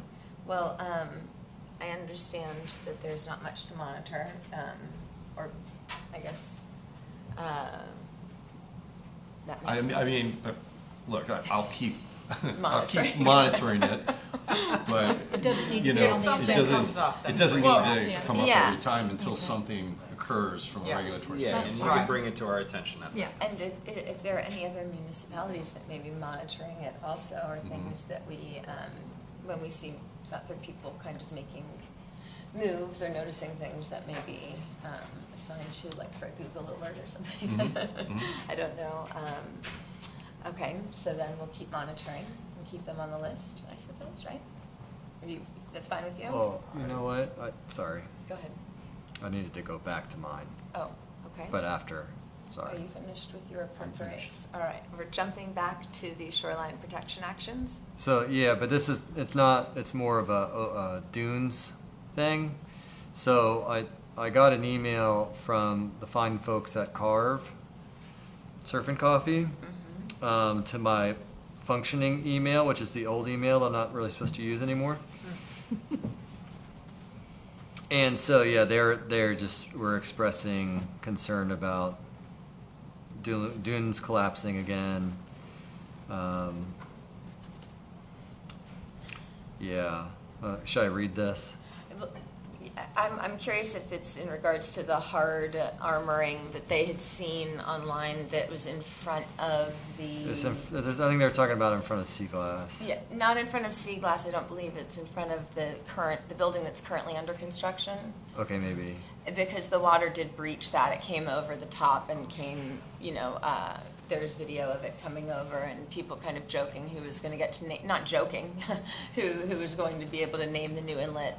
And so there was some resident concern certainly for why there was, I don't think people were aware that there was that hard armored, there were literally cinder blocks like in front of the dune. Yeah, I'm just sort of skimming through this. It's all stuff. It looks like they copied us on an email they sent to council with basically a bunch of stuff we've been asking for in the past. Nothing new. Yeah, there was a lot of resident concern just because of Right. the. Stabilizing dunes and redoing dunes so that we don't have these continued problems popping up every couple months of dunes collapsing and such like. Okay, sorry. That's all. Okay. Okay, is there anything to follow up on with that letter from them, or that was to council? you said? Yeah, it was to council, but they sent it to us. Hello, EAC members. I sent an email to the village website. I'm only saying this because I'm assuming nobody saw it because I think they probably sent it to our old emails. Got That's it. my I guess. have not seen that, yes. You're Right. So, and they, in particular, they are into, and this is relevant to you in a second, the shoreline and the recycling for business. Okay, so they wanted you to know that in the village square of Tequesta on US 1, they have cardboard recycling only, which is better than nothing, but they want to be able to recycle Okay, that's everything great to know. else. Perhaps this Wonderful. could be discussed. Yay, that's wonderful, yes, all right.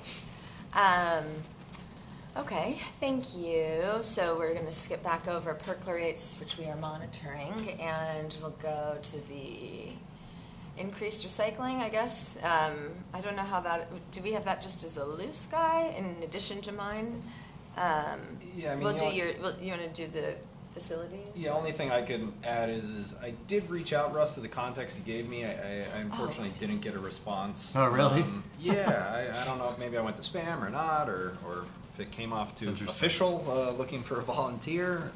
But I'm almost at the point of, we're just talking about Constitution Park. Like, I don't even care. I'll be the volunteer. It can't be that hard. It can't be that hard to wheel out the recycling bin to have the truck pick it up. Yeah, sure. I'm the guy who does that. And apparently it's every Thursday. Okay, perfect. But in the 2 weeks it's been there, there's this much recycling in it. Oh, At Constitution Park. Yeah. Okay. For those the new bins you guys just ordered. yeah. We put Gosh, we even put it on with social media and all that too, that we have it out there in the park, took a picture of it. So not only that, people can't figure out what's blue and what's yellow. Yeah. There's trash in it. Like, I'm the guy who puts his hand in the garbage can every day. And Oh. Sure. I've got Well, this much every day. Well, we love and appreciate that. I guess I wasn't even aware when did we add Yeah, that bin I- to constitute? 2-3 weeks ago, leading Okay. up to the event, so we, Okay. you know, we say, I know it's been a concern to you guys, so we made it a priority prior to the event. Well, I love so that. we made Thank sure we you. had it out there, and so it'll continue, and we'll. Well, there certainly had to be more recycling from the events, right? Not That really. was it. I mean, what's in there has been in there since they've got there. Wow. And the trash cans around the park have more recycling than the bins, so I think it's just laziness on Yeah. people's part. Yeah, but Also- but But we're only visually talking about it a looks 2-week good. time period so far, roughly? Okay. That's new. I haven't seen them, and, you know, I know that, again, like in Jupiter, there's some, we could print out or laminate, you know, there's some ways of kind of hodgepodge or Mod Podge or whatever, you know, some visuals to let people know which bins are which, so they don't have to remember the I mean, color. it's written all over the bins. They just- Yeah, I'm sure. People see it as a receptacle and they just throw it. Right. Well, then hopefully we can try and Yeah, encourage, Yeah. but I think that To that's- Jessica's that we have it, point, right? it's a blue and a yellow bin, is that what we're looking Yeah, at? I Yeah. mean, it's pretty straight. So, It's but to simple. your point, I still go to my recycle bin and I'm like, oh geez, which one's plastic, which one's paper? And, because to read everything, so Yeah. I like the idea of a visual. Pictures, It yeah. ju, here's bottles, here's paper, Yeah, right? Yes. And just make it easy, because this is the way we are. yeah, that is, I mean, Yeah. that's what usually tends to I work. actually have an A-frame from a while ago. It says, "Don't be trashy, recycle." If I put it next to That's it. amazing. Yes. Yeah, I like Yeah, that. yeah. Attract people. They to love it. that kind of stuff, truly, Yeah. that's funny stuff, yes, absolutely. Yeah, and a visual, and I think, I'll copy that visual and put them on my bins. Yes, yes. Or just tape a bottle to it. Yes, that stuff There is you funny go. though, I mean, it's Yeah. really A like. plastic In there, fork always and a leave one. bottle. Yeah. We want to make your job easier by not having to go through and get that out of Yeah, there. definitely. Well, yeah, 100%. Volunteer Thank you job, for so getting thank those you. added, and, you know, we'll see, I'll certainly stop by the park and see if there's anything that we can try I and think for the recommend to. event, it was kind of blocked from Okay. the rides and stuff, so that's probably why it wasn't mentioned. Well, awesome, at least a step in the right direction. Yeah, Thank you for doing we could that. put them over by like the EAC, you know, I bring a bunch of trash out when I set up at the food trucks or something, you know, we could have them over by us even and talk about recycling, we could make sure to watch or try to help So monitor. our next event's January 6th, it's the big one, so Okay. prepare for that. You Huh. get a little Right, slosh bin. Slash bucket. Yeah. right, thanks, bit off more than I could chew, there was, I'm just kidding, Please, you take. okay. All right, well, thank you very much, so that, as far as the business and the commercial increased recycling, I will follow up on the email from Kim. That sounds like a great place to go start. And I apologize, I've had a hectic last month sure. also and have certainly not been as proactive about this as I need to be or could be. We have green infrastructure is not assigned, and the green buildings. Michelle, those were, I guess, under lead. Or was that you, Jill? I'm sorry. I have no idea what that is. Mr. Bradford, do you recall these last 2 points, the green infrastructure and green buildings, were those just under the lead for you? No, I think we kind of just had it under there and not taken the next step. But wouldn't green buildings, it is under lead, so do we even need that as a line item? Yeah, It's- so at one point Jeremy came to the EAC and asked that we look into green infrastructure and the other one. Yeah. And green building has been covered by Michele already. It's part of LEAD. And the green infrastructure, that will probably come to the forefront here when Margie, the utilities director, gets ready to start implementing new drainage projects that will include a lot of bioswales, which is a major form of green infrastructure. So if and when you hear about that, then you might want to start Okay. talking about it on your agenda. I can start looking into pulling some things for that too, because that does make sense to have that and be up to speed on that in advance of her probably bringing those to our attention.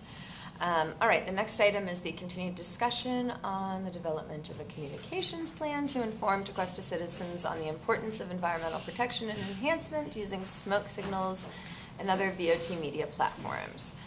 Similarly, again, I have not reached out or followed up on what specifically we could be, I guess, printing or reprinting, but this presentation that we just had, for example, on the shorelines would be something that I would love to be able to have out at food trucks and to have for the public to access, or to be able to also say they're in town hall or something like that. I think that's very useful information. And I think if we have anything else that you guys want to provide or think would be helpful, if you could email me suggestions, and if not, I will work on this for our meeting next month. And then we have our new business here. We have the overview and discussion of Remembrance Park, the landscape plan. Do you want to do the Oh, removed? sure, yes, we did. We skipped the election of the new EAC chair. So if you would prefer to do that first. Jay.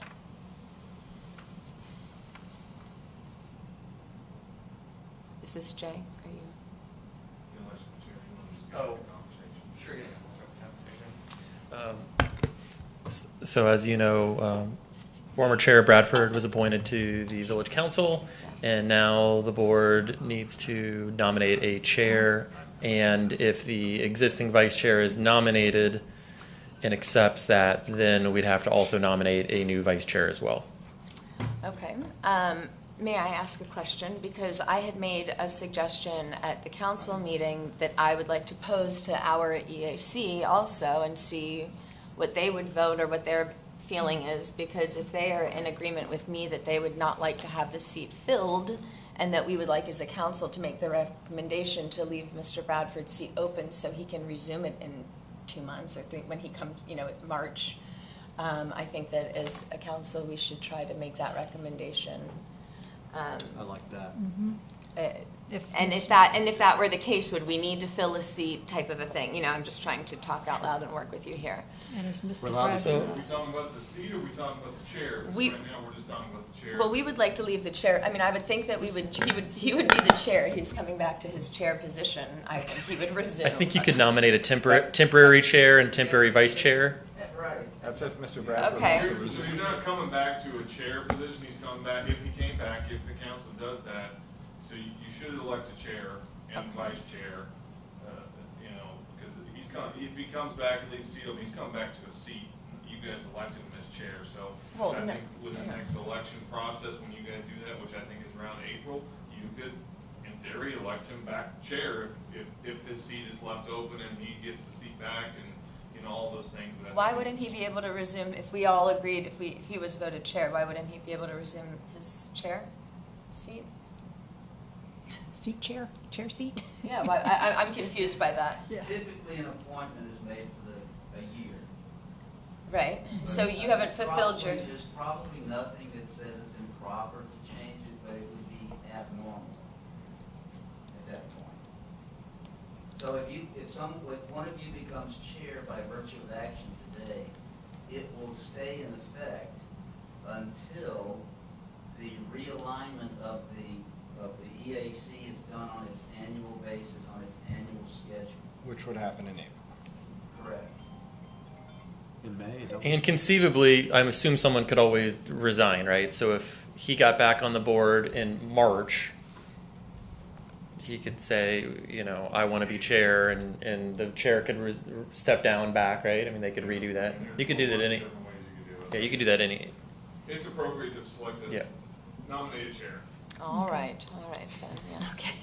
However, are we still able to make a recommendation to council that we would like to leave a seat open for him to Sure, I return think to? that'd be good for you guys to take that action. If you guys want to make that recommendation, the council meeting will be, the council will be considering that tomorrow at the meeting. So if you guys want to, I'm happy to as a speak on group, our behalf. make that recommendation, or maybe as a group you guys don't make that recommendation, but it's appropriate to talk about it now, I think. Now, okay, Yeah. go ahead, Mr. Bradford. I just want to say that, some of you being chair or vice chair is a good thing, because you need to practice, and I'm not going to be here forever anyway, so Yes. so don't, isn't he? Our teacher, the you know, lines I can teacher. help you and other in any way Yes, you- whatsoever. I can okay. teach you Yes. how to use the templates for PDFs and Word documents. It's a piece of cake once you get the swing of it, All but right. it's good practice, so don't be scared of it. Okay. Wait, while you're there, can I ask you a question? Yes, sir. So, I know that you've been a busy man, and you've, often told us how busy you are. I'm wondering if, in some way, this is a potential exit strategy for you, where maybe you don't want to come back. I want to know if you've considered that. That's a good question, Russ, and I have thought about it. I mean, I can live with it or without it, to be perfectly honest with you. But what I have done to lighten my load is I resigned effective January 1 as the treasurer of the Rotary Club of Palm Beach so that I'd have more time. And so in theory, if I were to ever come back, I would not have that on my to-do list anymore to deal with. So I think, I'm slowly kind of reducing my load, but I think it's going to be manageable. And if I were to come back, I would not be treasurer of a Rotary Club anymore. So I think that I could handle it. Sounds good. Did that answer it for you? Of course. Okay. Thank you. Anybody else have any So questions? do we need to put We would let- on the floor? I'd like to nominate Jessica to fill the position of chair. Second. Oh, thank you. Okay. Will you accept? Yeah, yes, I of course would. Thank you. All right, so do we have Thank to you, vote? Michelle. Aye. All in favor? Okay, sorry. All those in favor? Aye. Thank you. Okay. So then you need to nominate a vice, I guess. I nominate a vice chair? Well, No, we I'm would like, need to. I'm like, Yeah, wait. we would, we Don't need put that to on. elect it, correct. I nominate I will Michelle. nominate Brett. What did you say, John? I nominated Michelle. She said, Michelle has too much on her plate right now. This is a good starting point. Thank you. okay. I nominate Brett. Brad, I hear Brad's on the floor. Russ. Second. Very responsible man, Yes. always organized. I agree, certainly. Sure, Okay, I'll I second All right, it. well, Yeah. all those in favor, Aye. signify Aye. by saying aye. Aye. All right, then, we have a new vice chair. Congrats. Congratulations. All right, yes. Okay, and then, I would like to though, I would like somebody, or may I make a motion, or, no? Would somebody like to make a motion that, or should we vote as a council first to see who would like, if we would like, as a committee, to make a recommendation to council that we leave the seat open for Tom Bradford, not to be filled? Is anybody in opposition to that? Fine with that. I'm not in opposition, I just want to make sure that Yeah. he wants it. Yeah. He does, I believe, yes, okay. If he wants. He does. Because I heard what he said, but I still hear, I hear still hear 50-50 in that Yes, answer. but he's, yes. I hear if No. you want me type of answer. I can't tell if it's a I want it type of answer. Well, it doesn't yes. affect the motion of leaving a chair. No, and he, again, Okay. yeah, he He's does. just being modest. Okay. Yes, All right. yes. I'll move. All right, so then, would somebody like to make a motion that I speak tomorrow night and make a recommendation to council on our behalf? Yeah, Is motion that. Okay, we have a second. I second. All those in favor signify by saying aye. Aye. Aye. All right, thank you. And then we have, Remembrance Park. last on the list here, we have the overview and discussion of Remembrance Park landscape plan.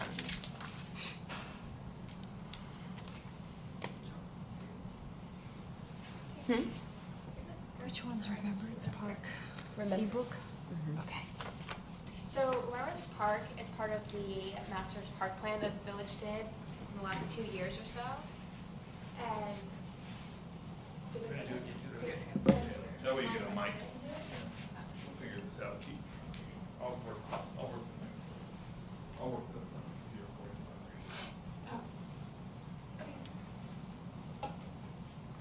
Hello. Hi. So Remembrance Park is part of the 3-part master park plan that the village is putting together, or the master park plan is already done.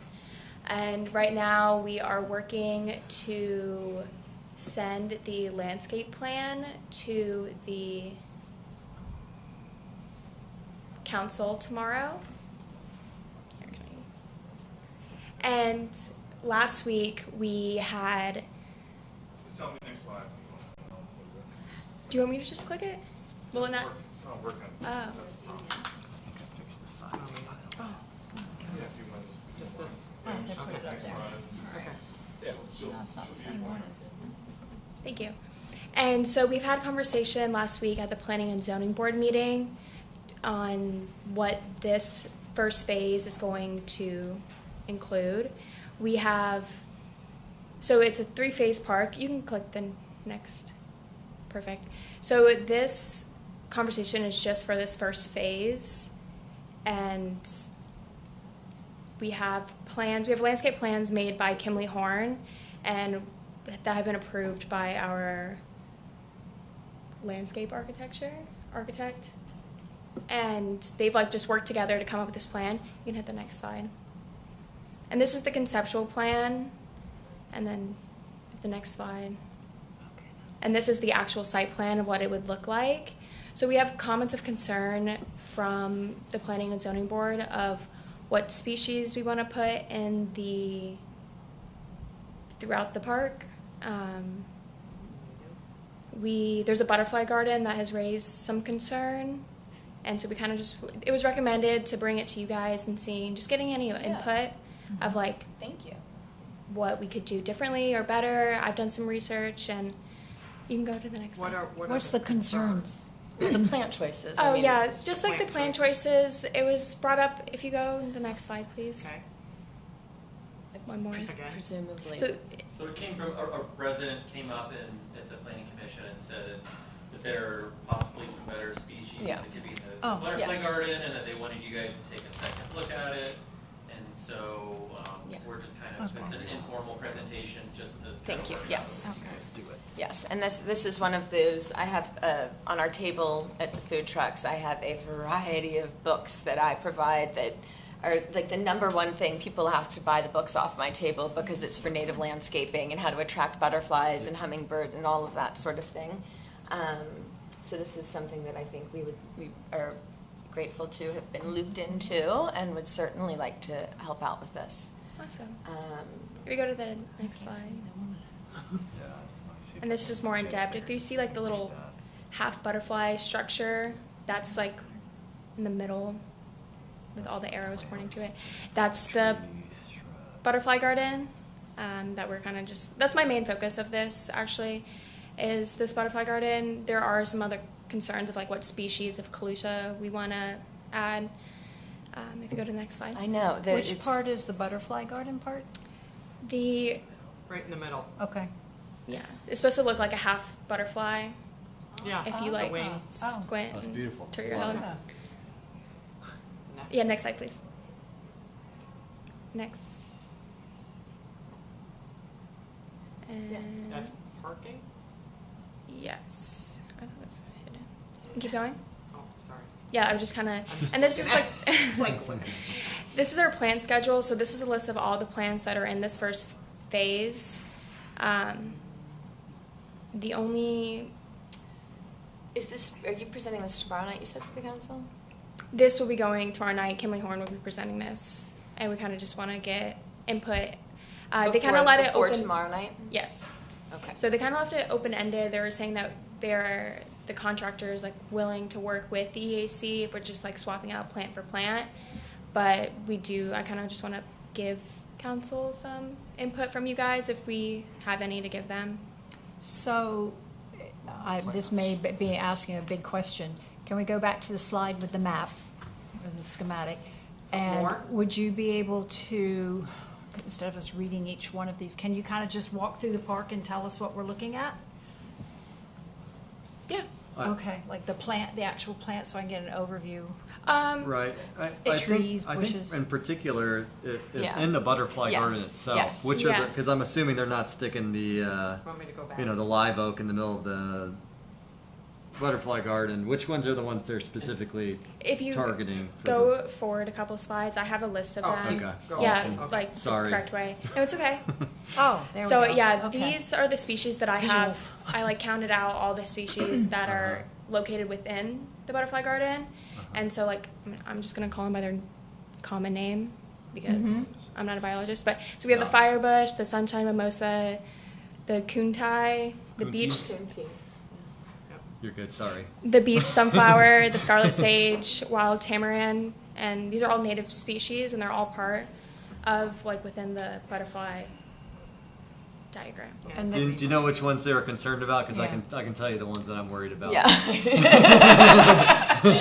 So- Have you grown any of these? Some of these get, but yeah, these are.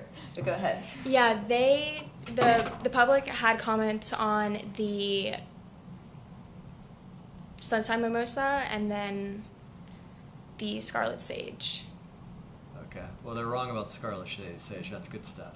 Yeah, and I also I did my own research and I looked up all these species and according to like the University of Florida, their like gardening page, they recommend all these flowers in So butterfly gardens and they are commonly used throughout. Right. What species are you concerned I've about? used all these. So let me tell you my experience. Okay. Sunshine mimosa is fantastic. It's a ground cover. So wherever you put it, it's going to cover the ground. Yeah. So if you want an area spaced out with that, you can stick it there and it's going to be fine. It'll look sparse sometimes of the year, okay? But it'll come back and it'll look nice. The dune sunflower is a fantastic plant. That is going to go nuts. It's going to go absolutely nuts. It's going to be hard to maintain. But you could just. So you're pull saying it. nuts in a good way or a bad way? It's We have sticky it in and it's our not fun to garden. pull. Bad. Yeah. I have it. Okay. No, I was like, I it's don't sticky. know. Yeah. not really. No, I have it.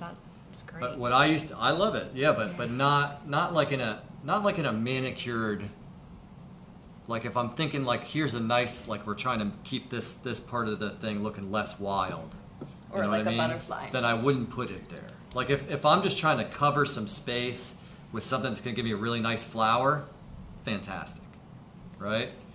Where do you have it like I have in it a, in my backyard. in a- But my yard isn't maintained. It's a Right. That's my point. bring me the butterflies. Right, That's and my the point. hummingbirds. Right. That's my Yeah. point, right? If in a non-maintained Exactly. space, it's But it is. fantastic. I mean, it's in the. I it's have it in maintained. the planting. In a space. planting Yeah, it's in Like in a where planter? our bedding is. with You with a just- border. Well, just with an edger. I have it in a maintained Like we have with grass pavers in our around backyard, and it's in our bed of plants. Yeah. But I get it. It is. It gets. I mean, you I mean, have to. it you goes have fast to. and it goes But nuts. the It- guys like- can come by with the weed whacker, go, and Yeah. it'll grow back. With that Wait, sunshine. there's I a fine think it's a line. high maintenance plant compared to some other options. What is For I'm assuming in a place. I mean, I have to know. I'd have Yeah. to see what the space is designed to look like. But I personally would not put it there unless I was okay with it overtaking stuff.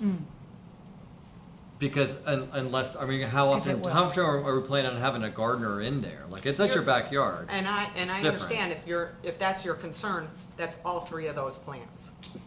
High maintenance, every single one of those. Firebush is fine. It is high maintenance. Do you have recommend? The dwarf will grow huge, but Well, they're welcoming. for a shrub, I'm thinking differently for a shrub Yeah. than a ground cover. Yeah. Or a shrub, you want it to grow, and then you'll trim it back a couple times a year. You know. I think that's the big, I know that when I started my first, or one of my first butterfly gardens, you know, I mean, sizing of how quickly things grow and how big they get, how Yeah. quickly, is very important. And I If think, you want a ground cover, I don't see a problem with those. Well, your comment on the sunshine mimosa that it gets sparse. So we've had It this does. happen in our neighborhood where Yeah. we use ground cover. All of a sudden, the weeds Yeah, just it'll come get in sparse that and the weeds will sparse come in. area. That's right. with all. But it'll come back. It'll come back and it'll choke Yeah. out the weeds. But it's just Yeah. a couple times a year. It's going to go sparse. Yes. Are there more flowers or plants below that on their screen? Or is it the next slide? and Sorry, guys. Oh no, I just included those pictures. I Now would be what do I do? like I've got a coral honeysuckle that I planted and it's gone nuts, which is fantastic. I love it. But that is like in my yard, I get hummingbirds all the time, Yeah. and that's the plant they're going for. Which plant? Coral honeysuckle. They Sounds absolutely We have love fire it, and it spike, and always they love has it. Oh, yeah, they love flowers, fire and it spike, always looks yeah. good. Yeah. And I live right across Seabrook from that. It's the exact same Honeysuckle. dirt in my yard that's in that place.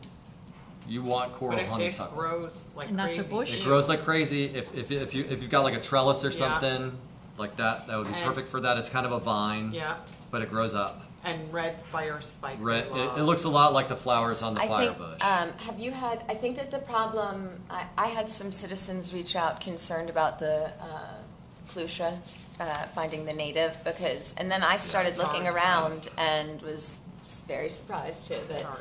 it's majority of us, and I say us because Yeah. even I had at my property and Same. was like, what, that I don't have the native, it's Native. the smaller leaf. And I think that when they're small plants, they can say that it might be the bigger leaf because they look bigger at the time. I don't know, but that's the differentiation. The native one has like an 8-inch leaf, and most of the ones we see around here are, the 2 to 4, I think, is what the non-native is.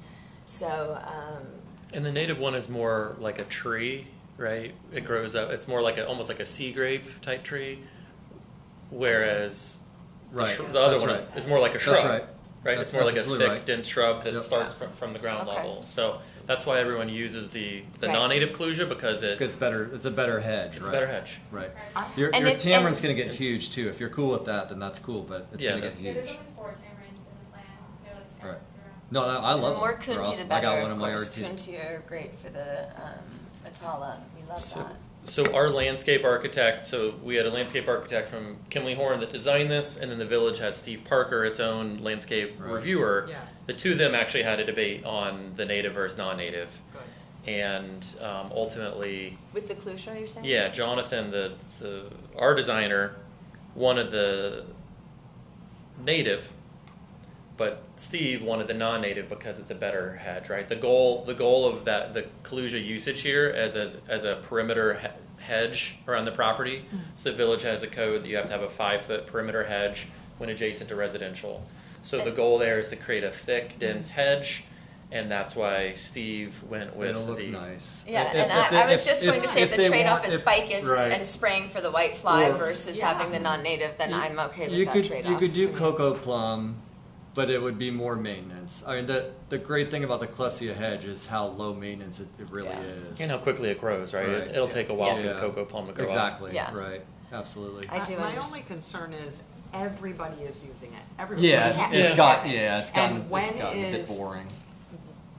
You have to know that when a bug or something comes. Eventually, and Takes all we'll It's, figure it's it out. gonna be going across our Eventually, village. it'll figure it out. Just Everything's like gonna be it gone. Yeah, did you're right for about the that. ficus. Right. Yeah. Eventually, And it'll that, happen. that's my only concern.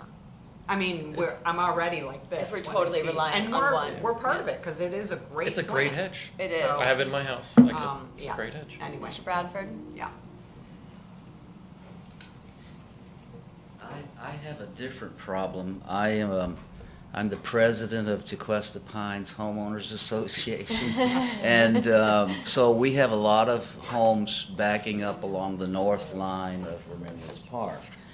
And these residents that are abutting the park in Tequesta Pines have been very nervous about the installation of a new public park, and they're glad it's passive, but they wanted early on, before it got to the level of where we are today, they wanted a thick hedge on that northern line for both sound buffering and just to Yeah, privacy. have like a 4 or 5 foot setback away from the fence that they're going to put in, and that seemed to satisfy them. So when I heard, I guess it was at the last council meeting or a workshop meeting or something, about why not go native, well, there's a reason why some people in the Pines wouldn't want to go native right there, because the non-native grows the thicker hedge, and it might be more appropriate, but I can tell you that that would be what they want, those people along that north Of property. the non-natives, it's one of the ones that I don't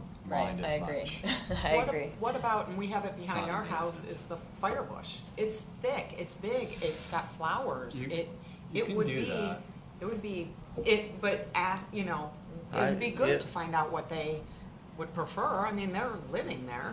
They've been there, they're looking at it. I mean, Their main thing is just a setback from the fence and something that buffers noise, if there is yeah. any noise. I mean, the fire bush can get So it- huge at that. Oh, yeah, Yeah, it's huge. just, Yeah. And then the it's butterfly beautiful. my would main be on concern was buttons. going from thick hedge to skinny, scrawny hedge. Well, no, and you or don't whatever. have to, I mean, if you don't, not everything has to be hedged and kept maintained like that. I mean, if you let it grow, it's a beautiful plant. My problem I with think it's more firebush as a expensive. hedge is if Oh, it is? if you have a shady area at all, it will go like Yeah, it'll spindly be and thin, spindly yeah. and thin.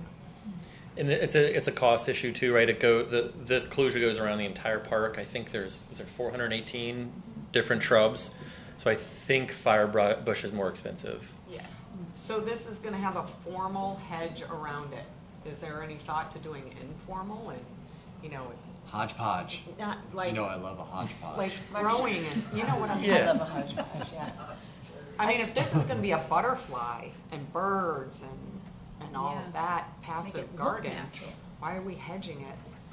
Well, So I the hedge, touch that it's remember, is better. almost, just think of it and almost as a fence, right? All the other stuff is more in the middle of the park, whereas Okay. this is more of a, like Mr. Bradford Just a said, border. a buffer for the residents. So think of it as a larger fence. It's a border and it's better than looking at a fence. Correct. Yeah. True. Did you have something to add, Marcia? She's the guardian angel of Remembrance Park here. Marcia Nielsen, 94 Beechwood Trail. The butterfly gardens. There's one in Constitution Park. It was put in by one of my neighbor's Girl Scout troops. That neighbor now is a doctor in Atlanta, so it's been in there a while. And I frequent that park, and I've never seen a butterfly in it. Never. And I'm not the only one. And actually, the plants are pretty good. I was a master gardener at one point, but I'm not a butterfly expert by any means.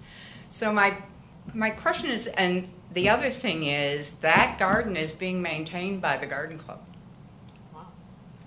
And I would venture to say that the village cannot really go to the garden club and say, oh, by the way, we have another butterfly garden. Want to do that one too? The other thing is, when Marie brought up all of this native plant stuff, and we talked about the butterfly garden, you know, there's different butterfly. You have nectar, and then you have the ones that provide for the larvae and all that. host So there's plant like and nectar, three yeah. sections. Slide, by the way. Yeah, okay, so there's like three sections. And Okay. she's like, well, if you put in a passion vine, you get them. Well, yeah, except that I had a beautiful passion vine in 2 cycles, it was gone. Yep. Because of the, butterflies are Butterflies. insects and they eat. Yes. And I also have to, on my kuntis, I shield them from those butterflies, because they'll kill them. So you have I've not all had this that other experience. kinds of considerations, and I don't know when the plant list, whether you're doing nectar or what you're doing there, but I'll say this. I think that you really, you know, it's all fine, you put up the things and you say this is a butterfly garden, but these are high maintenance to do it right, which Constitution Park is not done right, because otherwise you'd be getting butterflies. So if you really want a butterfly garden, you better do extensive research, and you better be watching those plants and getting ready to replace the ones if you've got the larvae, because they'll eat them right to death. I have not had that experience with the.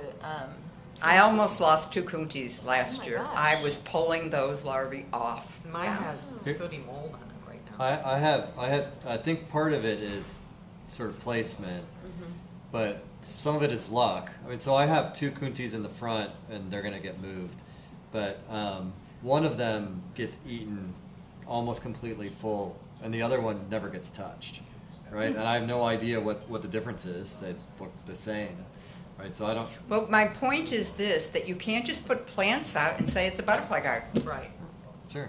because Well, it no, isn't. No, Any garden needs to be Catherine did maintained. research For sure. for these plants for the university. I think though that, you know, like we're a Monarch way station and went through the Monarch, you know, ways that you can check off they have a checklist you can do, and then they will approve you as a Monarch way station location and send a sign that's fun for, you know, kids. And like to see the different caterpillar species and raise those, and we've had all the different host and nectar plants, and that's a big thing in our house. And I mean, we have butterflies the size of birds, I feel like, just constantly, to the point that our dogs had destroyed the backyard. They chased butterfly shadows. It became an issue.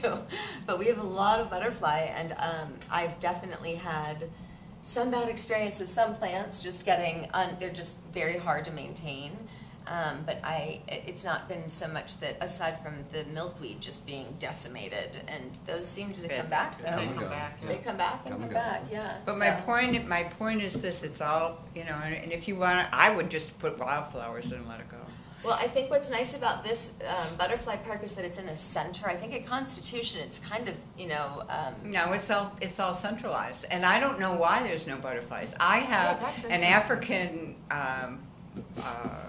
firebush, which is not native, and I have the native, and they love the African. Yeah. They never go near the native. And you know, I just have porterweeds, and I get butterflies too. Porterweeds are great. But I'm Porterweeds really, are really great. careful I have about wondered- the larvae thing because they'll decimate a plant. I have wondered, I lost a do passion they vine, almost spray? lost coonties. Are they spraying those plants in Constitution? I've wondered that. Oh, that's a Are- good are question. That's a great question. That I don't know. So this whole thing with the butterfly garden in Constitution Park, like she's right, there's been multiple groups of people coming in saying they're gonna maintain it. We've had the original group, we had a woman off Center Street who was certified in butterfly gardens. We had, I think, a Boy Scout, and it's kind of like an ebb and flow of people who maintain it. And I try to maintain it in between the gaps, and it's difficult to maintain. And as far as on that south fence, there's a passion vine, and like she said, there was caterpillars all over it, and they just destroyed it, and it never came back the same. But yeah, as far as maintaining it, you almost have to have somebody, like a professional, come there and stay throughout the life of the whole thing, or else it's just gonna go, it's just gonna deteriorate.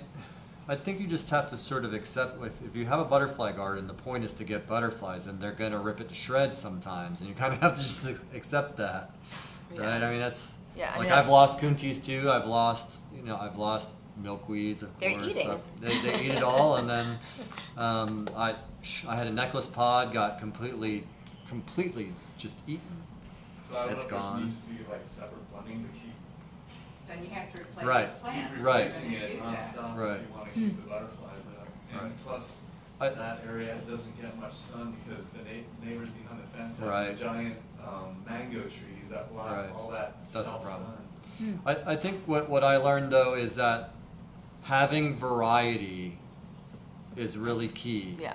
Because if you just have a couple species and something comes in and rips them up, now you've got this completely dead Yeah, spot. that's- Where if you have variety Very in good that point. little area and one gets ripped up, it doesn't look so bad. It just looks like this is doing what it's supposed to be doing. To that same point, if you do have a few that aren't pollinator, or that aren't attracting, you know, that are pretty, but that aren't, Aren't you know, viral, yes, larval then hosts to or fill, whatever. yeah, exactly, to just, you know, I think that can help and make it for people that are jarred by the look of consumed plants, you Passion know, vine that's yeah. been ripped up, right? But you need those. Yes. Which was another thing. But I think you need a having passion some- vine in there. Yeah, but having something that is, you know, not a draw to the butterflies, so to speak, that is flowering is sometimes a nice way to fill those gaps too. Can you just click the next slide? Yeah, so I think we need to be cognizant of time too. Just wrapping up real quick. So yeah, we talked a little bit about like kind of the nectar versus the host thing, right? So in our plan, the wild tamarin, there's 4 of them right around here. They're a host of the Cassius blue, large orange sulfur, mimosa yellow. By the way, I became a butterfly expert this morning in about an hour, so I'm a guru now, right? Yeah, for sure. And then the coontie is a host to the endangered Atala butterfly, which is making a comeback. I found that out today. You will have them if you have coonties. Oh, yeah, They're in without my a doubt. yard and They they come. will skip right over that road forward. Yeah, so they apparently love that one. And, you know, so the total cost of the nectar, the flowering things that are in there is about $8,500, right? So if we find out that one or more of those species isn't working out, we can replace it.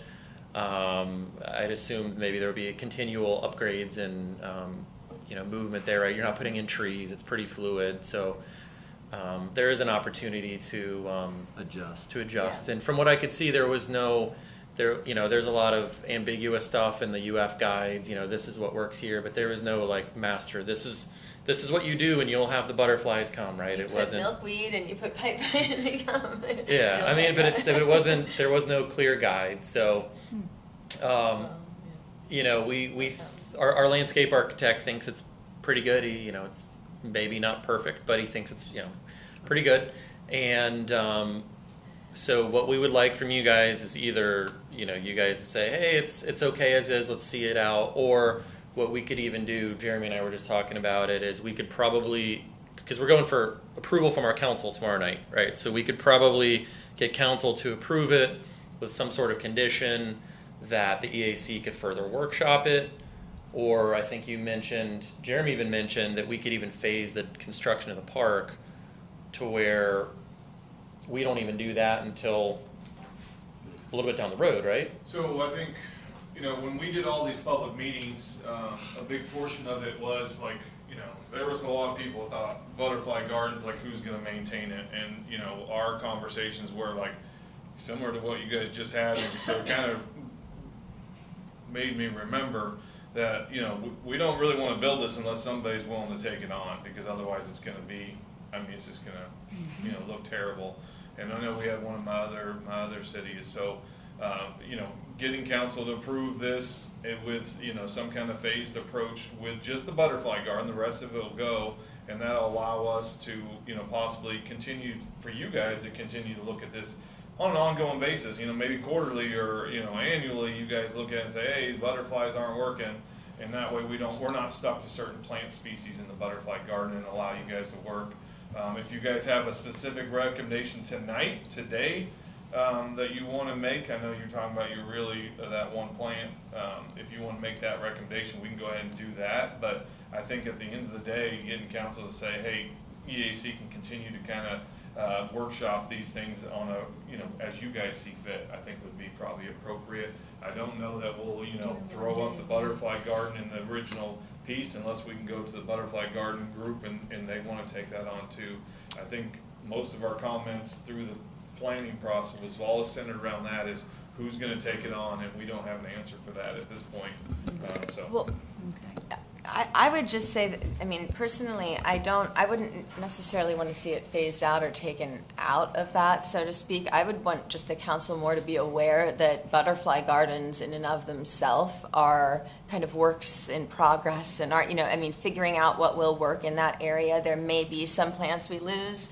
We may figure out we need to, try a different one, so I think it's more just wanting them to be aware that it might be a work in progress and we might tweak something, but that ultimately the goal is to be sustaining the species that are native here, that we're trying to teach the children about, and having those butterflies are, I think, helpful and beneficial to the village. I would just want to see milkweed. Do I not? Is it on? Am I missing it somewhere? It's not in there. Yeah, I would just want milkweed tucked in everywhere, as much milkweed as possible. So for me, It's an easy one to throw in. It's so easy, yeah, and to hide, it's. And they'll rip it apart, but those ones don't look as bad when they're ripped apart because they're so small. But I've propagated. We have those. I don't even know how many I have around the yard, just because they'll come back. Yeah, and you just tuck them in anywhere and everywhere. Oh, hey, there's one. I don't remember planting right, that. Exactly. And they have pretty little yellow flowers sometimes, but the monarch just love them, and the butterflies are drawn. Dill is another great one that attracts a lot, but I think that would be my main recommendation, would be to move forward still and to pursue this, because I think that even as an EAC committee, we had talked about, I know I had, and have spoken, putting together some sort of a kids group. I've spoken to Greg at Parks and Rec, and I was a kid that grew up here going to Rude Landscaping on Saturdays when it was out there, and we learned how to do some landscaping or potting, and it was, fun. And so starting something like that potentially, where there might be a group of local kids that we could get. I have quite a lot of kids that come to these food trucks. It's just a matter of me coordinating something too. But I know that there should be a way, even if it falls on us, to help take care of at least one of the butterfly gardens, I think. I was just going to suggest that. Yeah. So in North Palm Beach, we did a community garden, and the environmental committee Yeah. took over management of that. Right. And that was one of their big things. And it was also a really good way for them to show the community what type of value they're doing. So maybe maybe the EAC sponsors or helps co-manage the butterfly garden. Sure. Just throwing it out Yeah. there. Really, it would take 2 or 3 times a year to have Right, somebody out I there think to that would be Just fine, put and it if up. that would Yeah. provide council reassurance, I think Provide that me with. reassurance. Listen, I would love nothing more than to provide you some I'll reassurance. be right across the Yeah. house, right across the street from my place. I'll take my kids over there. no Yeah, problem. absolutely, so I think we Sounds would like be that. more than happy to have that responsibility, yes. Cool. Well, if you guys would vote on that as a Yes. recommendation, and then Jessica, if you're going to be there tomorrow anyways, Yes. maybe we just say you're here if I would there's be any happy questions. to, yes. Would somebody like to make a motion I don't remember what all was said, I but don't motion. know what the motion is. Yes, we'd like What to is make the a motion that the Environmental Advisory Committee is volunteering to adopt the butterfly garden at Remembrance Park and be responsible for its maintenance. Suggesting the milk. Yeah, and suggest milkweed. Yeah, and in addition, and adding the milkweed, yes, would you like to, Brad? Say help out.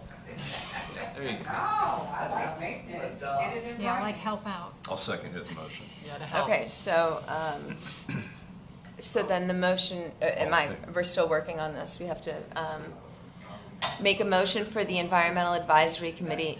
Do we need to say maintain, or can we say to adopt help. the butterfly It's garden? recommended not to use Choose adopt. your words wisely. I know, well- You may Help be setting out. yourself up to fail. To help Okay.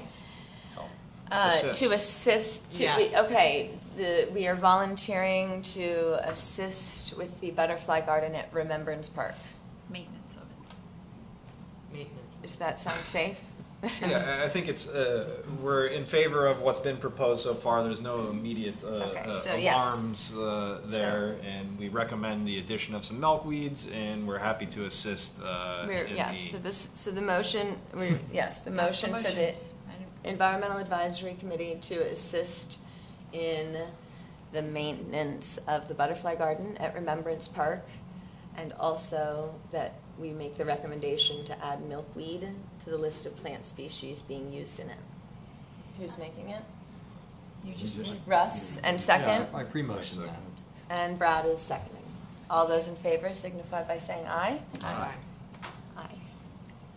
Okay, motion passes. All right, I think that was the last item, right, on the agenda here. So, pardon? Motion to. Oh, yes, may we have a motion to adjourn? Oh, yeah, motion. Second. Second. All right, all those in favor signify by saying aye. Aye. All right. Now I'm going to the Yay. IT department. You survived without Tom Brown. So how'd you do your former Good job, Jessica. How do I? Do your former job? Which? Vice chair. Oh.